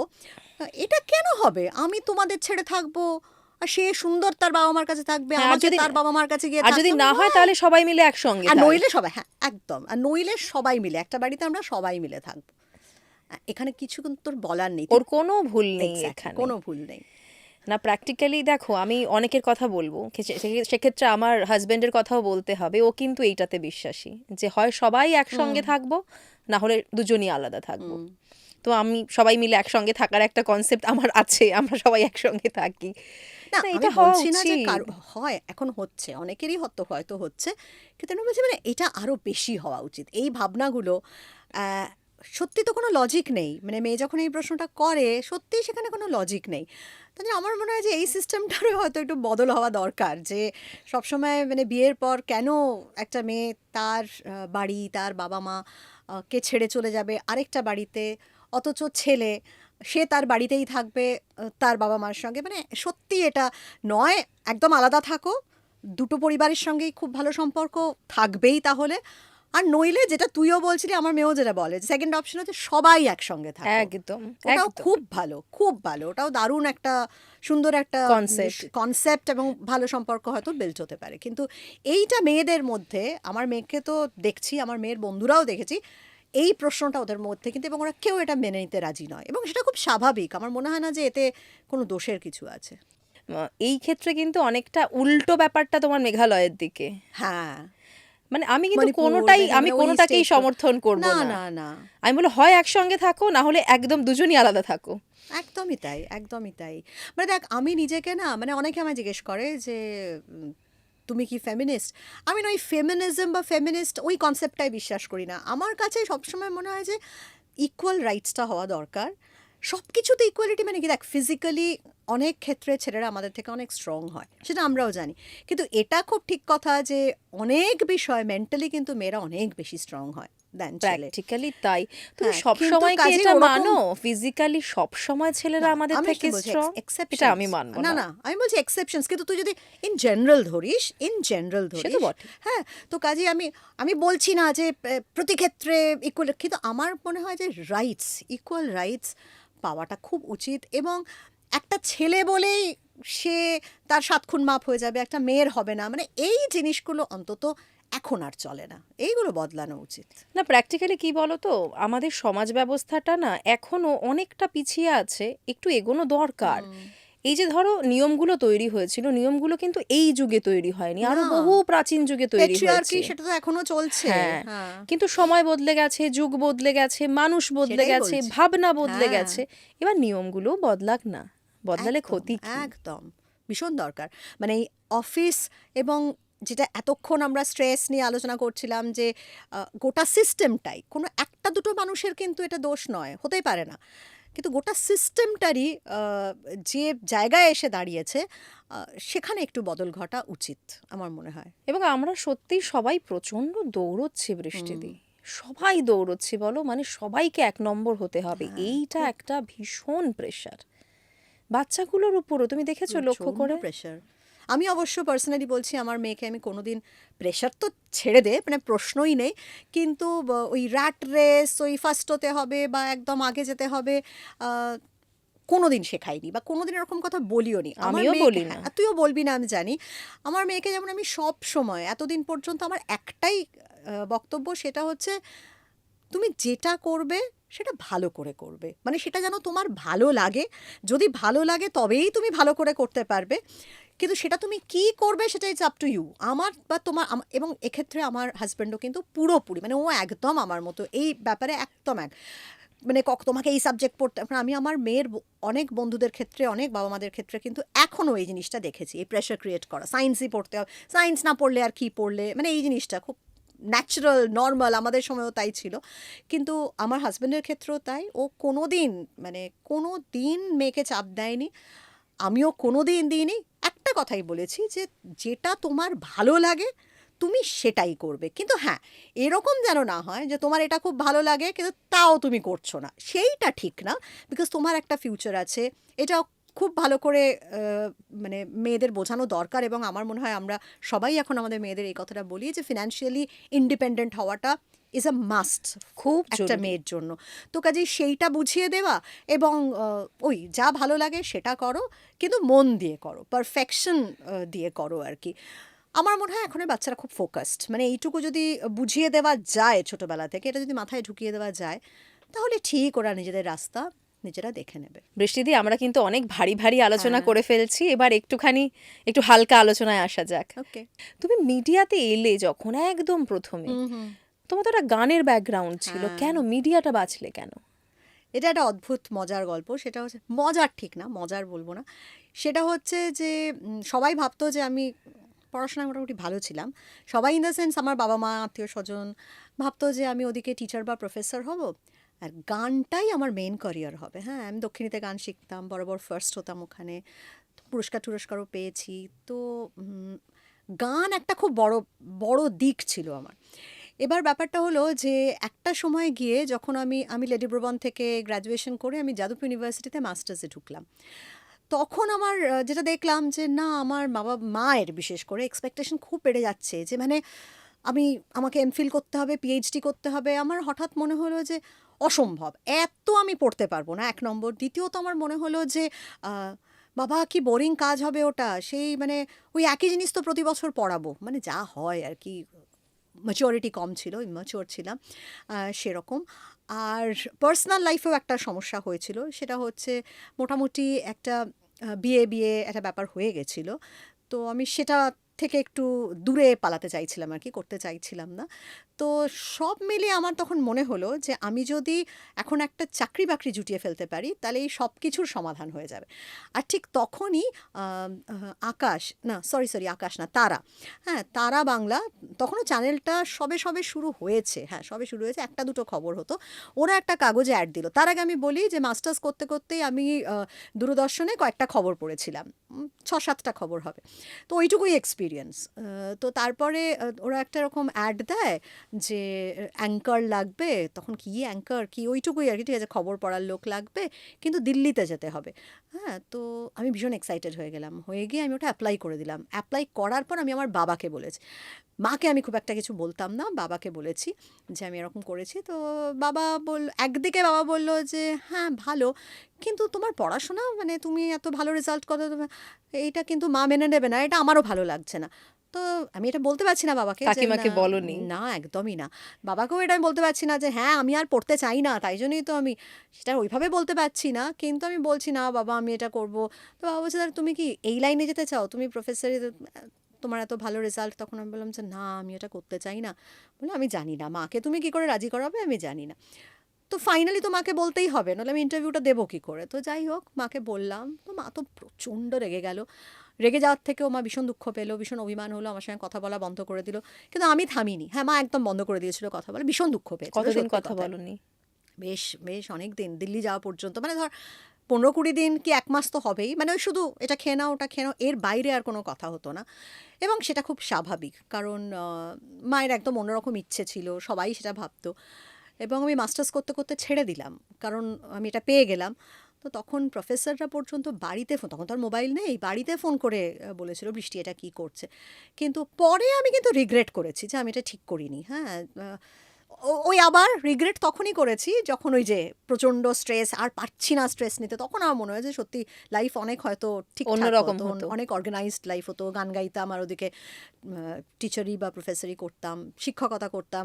তো কেন যে আমি এটা করেছিলাম, কিন্তু ইট ওয়াজ মাই ডিসিশন, নিজের ডিসিশন, যা কিছু করেছি নিজে ভুল করেছি। আমি 2-4টে ভুল জীবনে করেছি, তো একটা এই ভুল ছিল যে আমি তখন পড়াশোনা ছেড়ে, মানে ফার্স্ট ইয়ার থেকে সেকেন্ড ইয়ারে ওঠার পরীক্ষা না দিয়ে আমি চলে গেলাম দিল্লি। তো ওখানে তারপর শুরু হয়ে গেল আমার মিডিয়ার যাত্রা। তো এই একটা ভুল আমার মনে হয়েছিল, যদিও সেটা বহু বছর আমার মনে হয়নি কোনো ভুল, কারণ আমি এত এনজয় করেছি, কাজ আমি এত ভালোবেসে করতাম। কিন্তু পরের দিকে, বিশেষ করে ওই যে মা হওয়ার পর যখন অত অত অসুবিধা হচ্ছিল, তখন আমি মনে করেছিলাম যে হ্যাঁ, আমি এটা খুব বড় ভুল করেছিলাম। তো গানটাও আমার জীবন থেকে চলে গেল, কারণ তুই জানিস ওই রকম খবর পড়া আর ওই রকম কাজের সঙ্গে গান মানে একটি মানে অসম্ভব ব্যাপার। তো তাই জন্য গানটাও চলে গেল। তো ওটা একটা খুব মানে একটা খুবই প্রেশিয়াস দিক আমি বলবো, যেটা আমি পুরো নিজের জন্য আমার নষ্ট হয়েছে। এটা একটা বড় ভুল। তো এই রকমই 2-4টে ভুল তো মানুষ জীবনে করতেই পারে, তো সেরকমই একটা ভুল আমি করেছিলাম। ঠিক আছে, এখন আর খুব একটা রিগ্রেট নেই, তার কারণ হচ্ছে যে কেউ তো আমার উপর চাপিয়ে দেয়নি, ইট ওয়াজ না, মাই তোমার ডিসিশন। ডিসিশন ছিল। আমার ডিসিশন ছিল, এবং সেটা কিছু অংশে ঠিক ছিল, কারণ তার পরের অনেকগুলো বছর ভালো কেটেছে। খুব ভালো কেটেছে, শেষের দিকটা ভালো কাটেনি, তখন আমার বারবার মনে হয়েছে, বাট ইটস ওকে ফাইন। আমি ওই ভালো ফেসটা একটু জানতে চাইবো তোমার কাছে। ভালো ফেসটা তো অসম্ভব ভালো, মানে আমি হায়দ্রাবাদ বলছি, যখন আমি ইটিভিতে গেলাম, এখানে আলফাতেও একটা খুব খুব সুন্দর ফেস আমি কাটিয়েছিলাম। মানে এই তারাতে আমি জাস্ট 1 মাস দিল্লিতে কাজ করেছিলাম, তারপর ফিরে এসে এখানে জয়েন করেছিলাম, যখন ওরা এখানে শিফট করে এলো, বোধ আমি 1-1.5 মাস তারপরেই আমাকে আলফা বাংলা, মানে জি, তখন আলফা বাংলা নাম ছিল, সেখানে নীলদা নীলদা আমাকে ফোন করে ডাকলেন, অরিন্দম চক্রবর্তী কিন্তু নীলদা বলেই ফেমাস। নীলদা আমাকে ফোন করে বললো যে তুমি আমাদের সঙ্গে গেলাম, যে হ্যাঁ করবো। তো তারপরে আমি সেখানে জয়েন করলাম, 2 বছর ছিলাম আলফা বাংলা, মুদিয়ালির ওখানে আমাদের অফিস ছিল, ওটাকে অফিস কম বলা যায়, ওটা একটা ফ্যামিলি ছিল, জাস্ট সেকেন্ড হোম। মানে আনন্দ করে শিখেওছি অনেক কাজ, ওখানেই বেশি করে কাজ শেখা শুরু। তো খুব আনন্দ করে কাটিয়েছি। তারপর সেখান থেকে চলে গেলাম হায়দ্রাবাদ। নীলদা ভীষণ ভীষণ খুব দুঃখ পেয়েছিল, অভিমানও করেছিল, কিন্তু যাই হোক, বেটার অপশন, কারণ ইটিভির তখন প্রচণ্ড নাম, যদিও একটাও নিউজ চ্যানেল না, তখন তো নিউজ চ্যানেল হয়নি, ওই 4-5টা খবর হতো, তো স্বাভাবিক ক্ষেত্রেই চাপ তো কম থাকবেই। তো আমি হায়দ্রাবাদে চলে গেলাম ইটিভিতে। মেন যদি বলিস, আমি যাবতীয় খুব কাজ শেখা, সেটা কিন্তু আমার ইটিভিতে গিয়ে, এবং সেখানে গিয়ে ধ্রুবজ্যোতি প্রামাণিক, সবাই চিনিস ধ্রুবদাকে।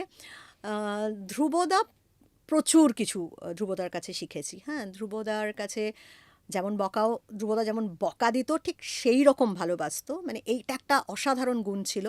এবং শুধু ধ্রুবদার বলে নয়, ওখানে ইটিভিতেও আমরা একটা খুব ফ্যামিলির মতো ছিলাম, যেহেতু বাড়ির অত দূরে হায়দ্রাবাদে, খুব ফ্যামিলির মতো ছিলাম, সবাই সবাইকে খুব দেখাশোনা, শরীর খারাপ হলে তার বাড়িতে ছুটে যাওয়া, মানে এটা খুব স্বাভাবিক।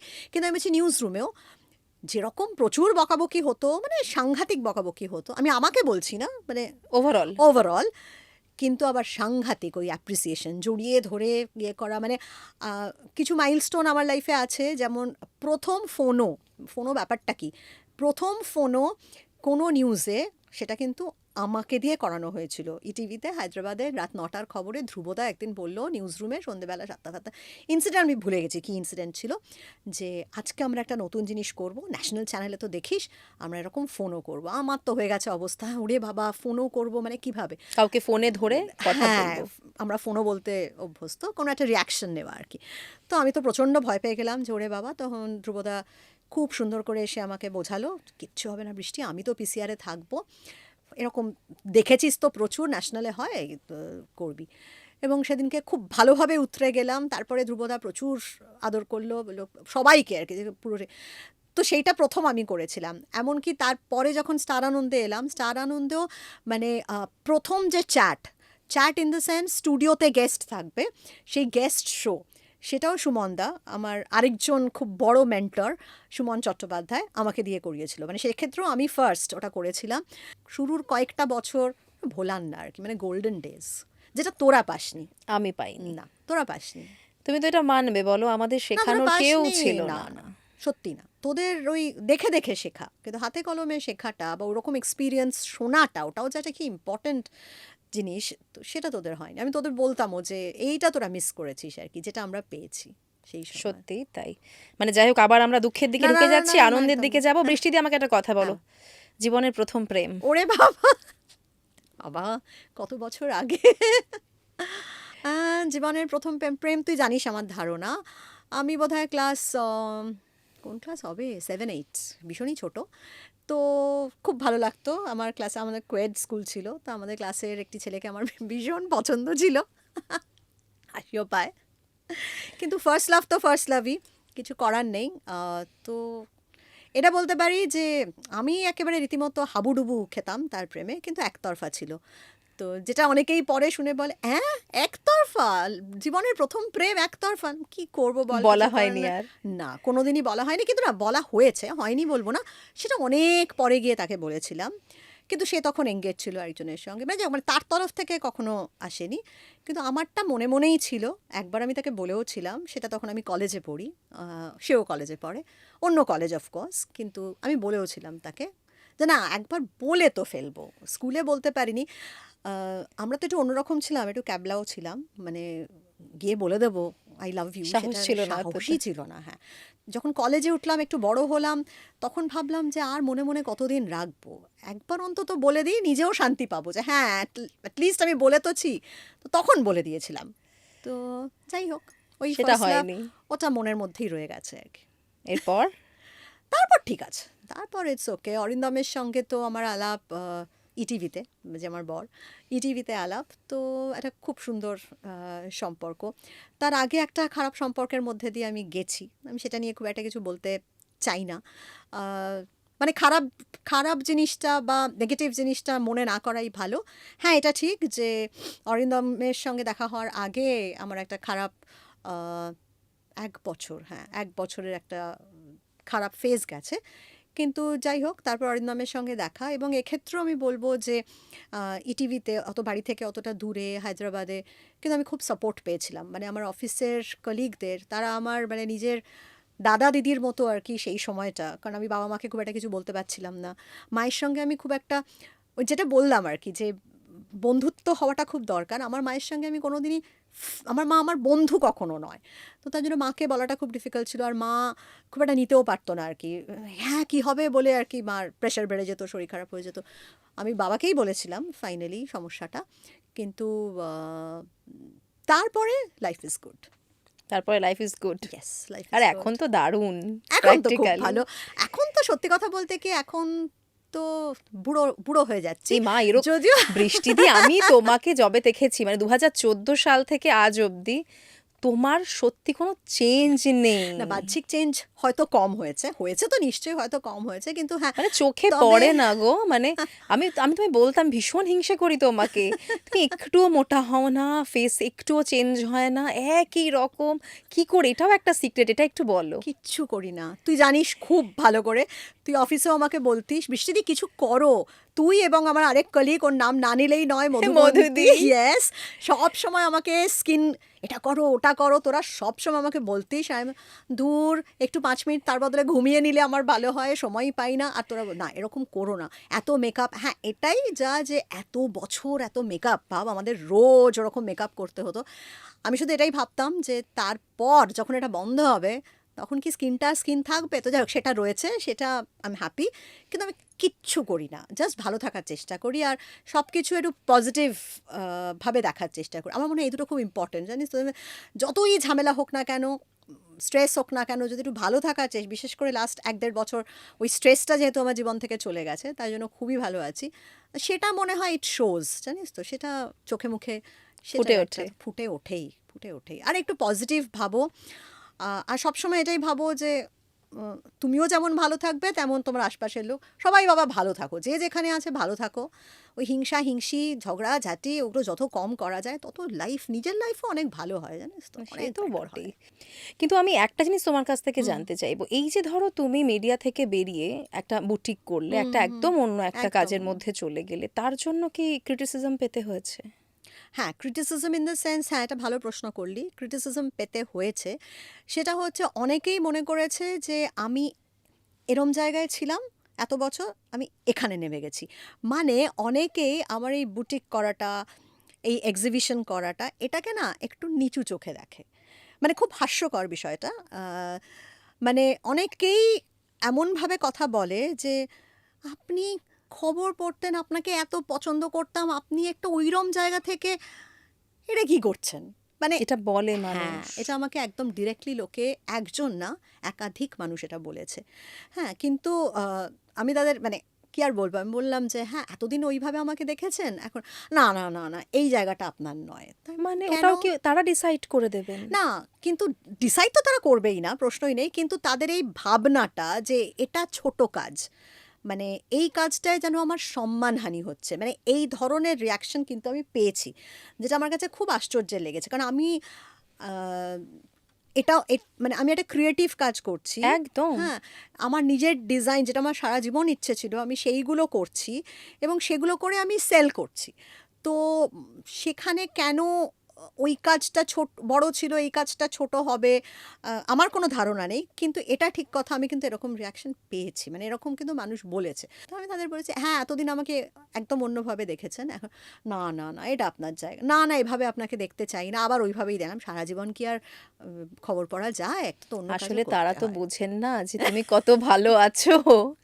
মানে তুমি কোথায় ছিলে আর কোথা থেকে তুমি কোথায় ভালো আছো এটা তারা বোঝেন হ্যাঁ, না। না মানে আমি কোনটাকেই আমার ওই কাজটাকেও আমি প্রশ্নই নেই ছোট কাজটাকে করার। ডেফিনেটলি ছোট করছি না, কিন্তু কিন্তু যে হ্যাঁ, কিন্তু স্ট্রেস কেন লেভেল আমি আমরা ছেড়েছি, হ্যাঁ, হ্যাঁ, আমি আর স্ট্রেসটা নিতে পারছিলাম না বলে আমি ছেড়েছি, সেটা তো আর সবসময় সবাইকে, সেটা চেনা মানুষকে বলা যায়। অচেনা লোককে তো আর আমি ওইসব কথা বলতে পারবো না যে, "না, আসলে আমি ভীষণ স্ট্রেস ছিলাম, আমি আর পারছিলাম।"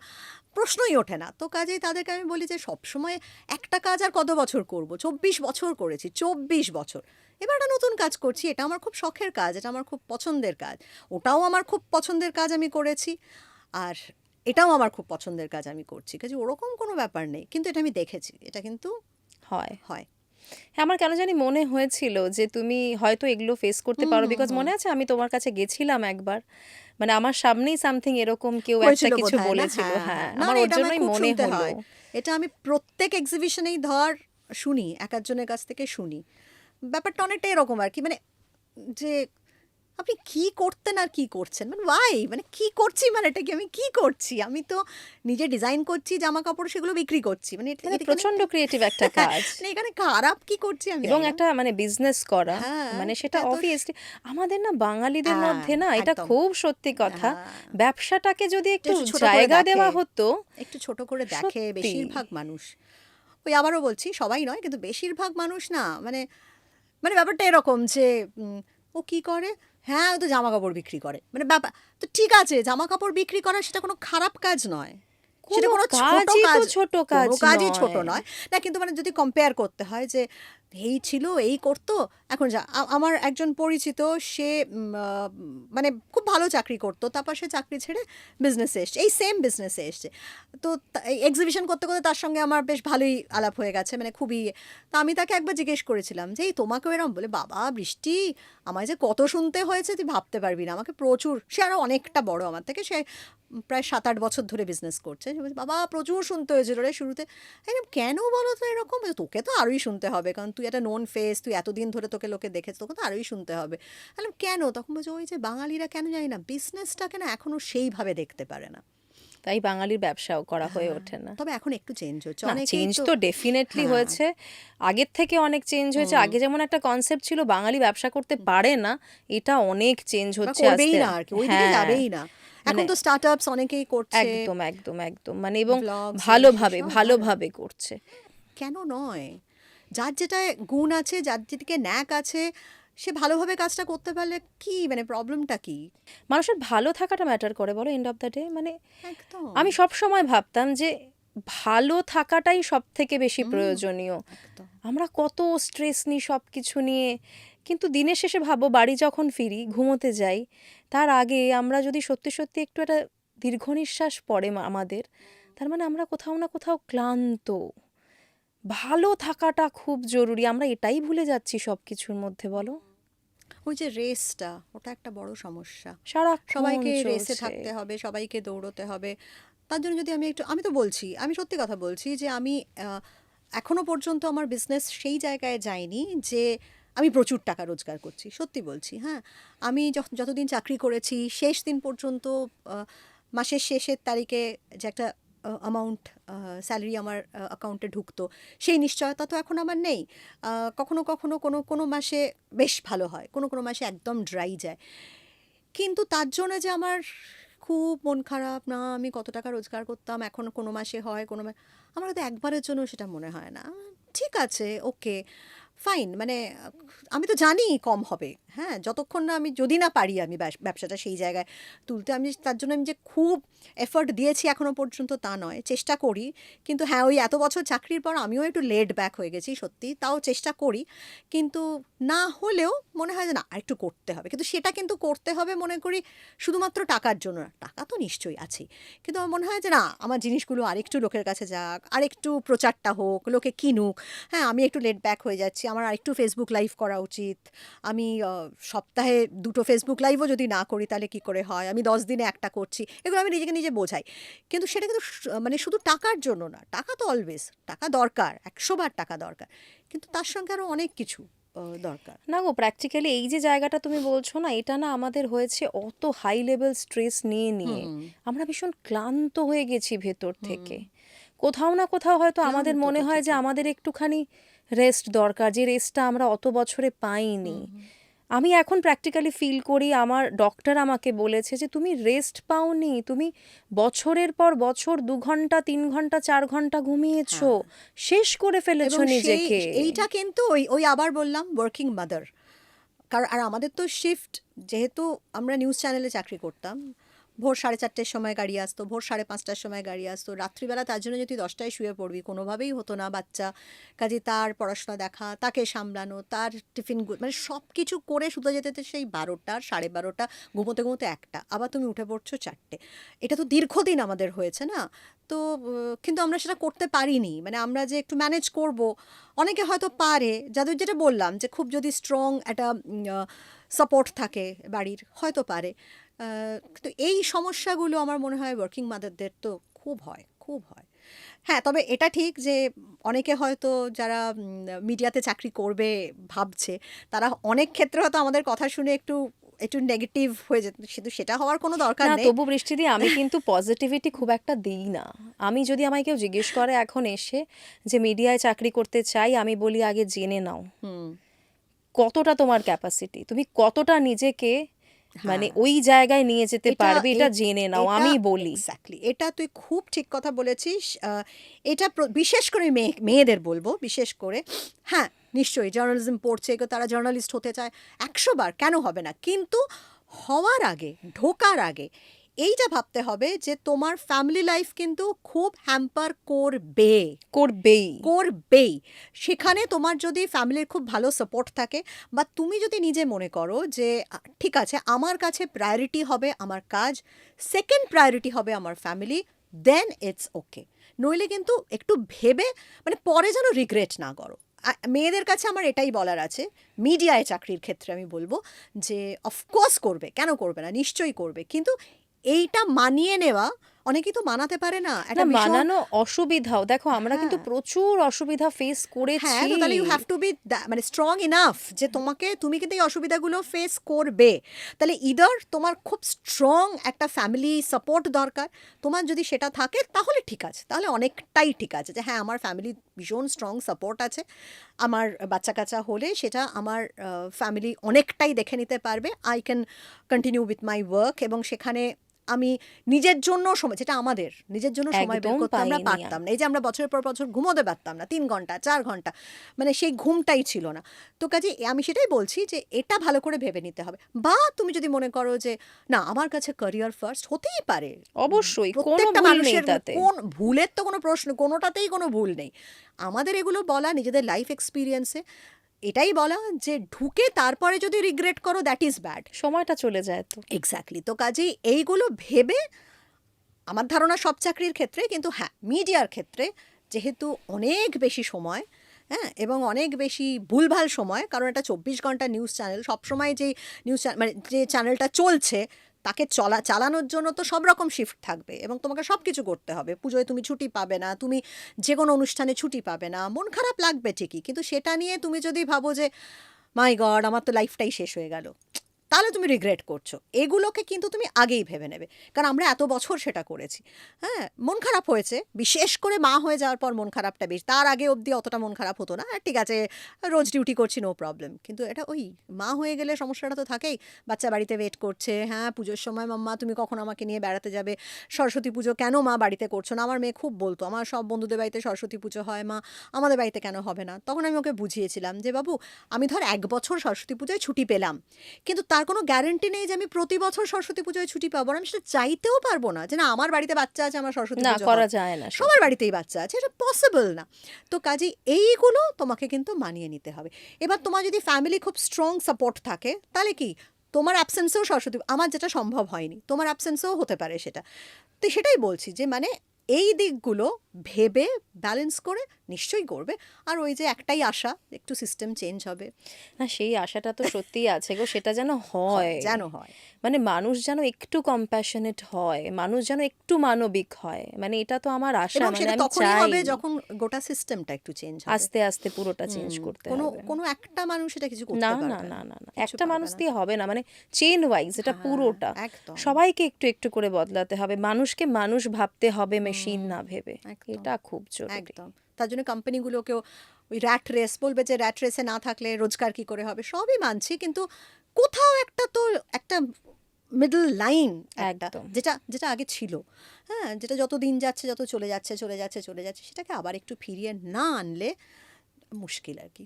একেবারেই। মানে আমি আমি আর তুমি দুজনেই আশা করব যেন হ্যাঁ, সবকিছু আমি তো চেঞ্জ সবসময় হয়, আশা সব করি, যেন আই এম ভেরি ভালোর পজিটিভ দিকে পারসন, চেঞ্জ হয়। এক্স্যাক্টলি। আমি ভীষণ পজিটিভ, আমি খুব সব দিকে আশা করি যেন ভালো হয়, যেন ভালো হয়, যেন এটা মানুষ বোঝে যে না এটা ঠিক হচ্ছে না, এইভাবে বেশি দিন চলতে পারে না, এবং একদিন না একদিন নিশ্চয়ই ঠিক হবে, সেটাই আশা করি। Hope for the best. একদম। থ্যাংক ইউ সো মাচ বৃষ্টি থ্যাংক ইউ দিয়া। So much. আমি বলবো তোর থেকেও বেশি আমি থ্যাঙ্কস দেবো। আমার ভীষণ ভালো লাগলো, অনেক দিন পর আবার মনের সব কথা বেরিয়ে এলো তোর সঙ্গে গল্প করতে গিয়ে। তো মানে আমরা দুজনে কথা বললে এটা হবে এটাই এক্সপেক্টেড হ্যাঁ, ছিল। সে তো ছিল। মানে আমাদের এত ধরো ভালো লাগা খারাপ লাগা সবটা রয়েছে একসঙ্গে, এটাই হওয়ার অনেক ছিল। বছর আমরা একসঙ্গে কাটিয়েছি, অনেক কিছু এক্সপিরিয়েন্স, ভালো দিকেও করেছি, অবশ্যই। খারাপ দিকের সংখ্যাটা হয়তো একটু বেশি, সেটা করেছি। আর আশা করি মানুষের ভালো লাগবে। একদম। থ্যাংক ইউ সো মাচ, খুব থ্যাংক ভালো ইউ। থেকো। নিশ্চয়ই, তুইও খুব ভালো থাকিস।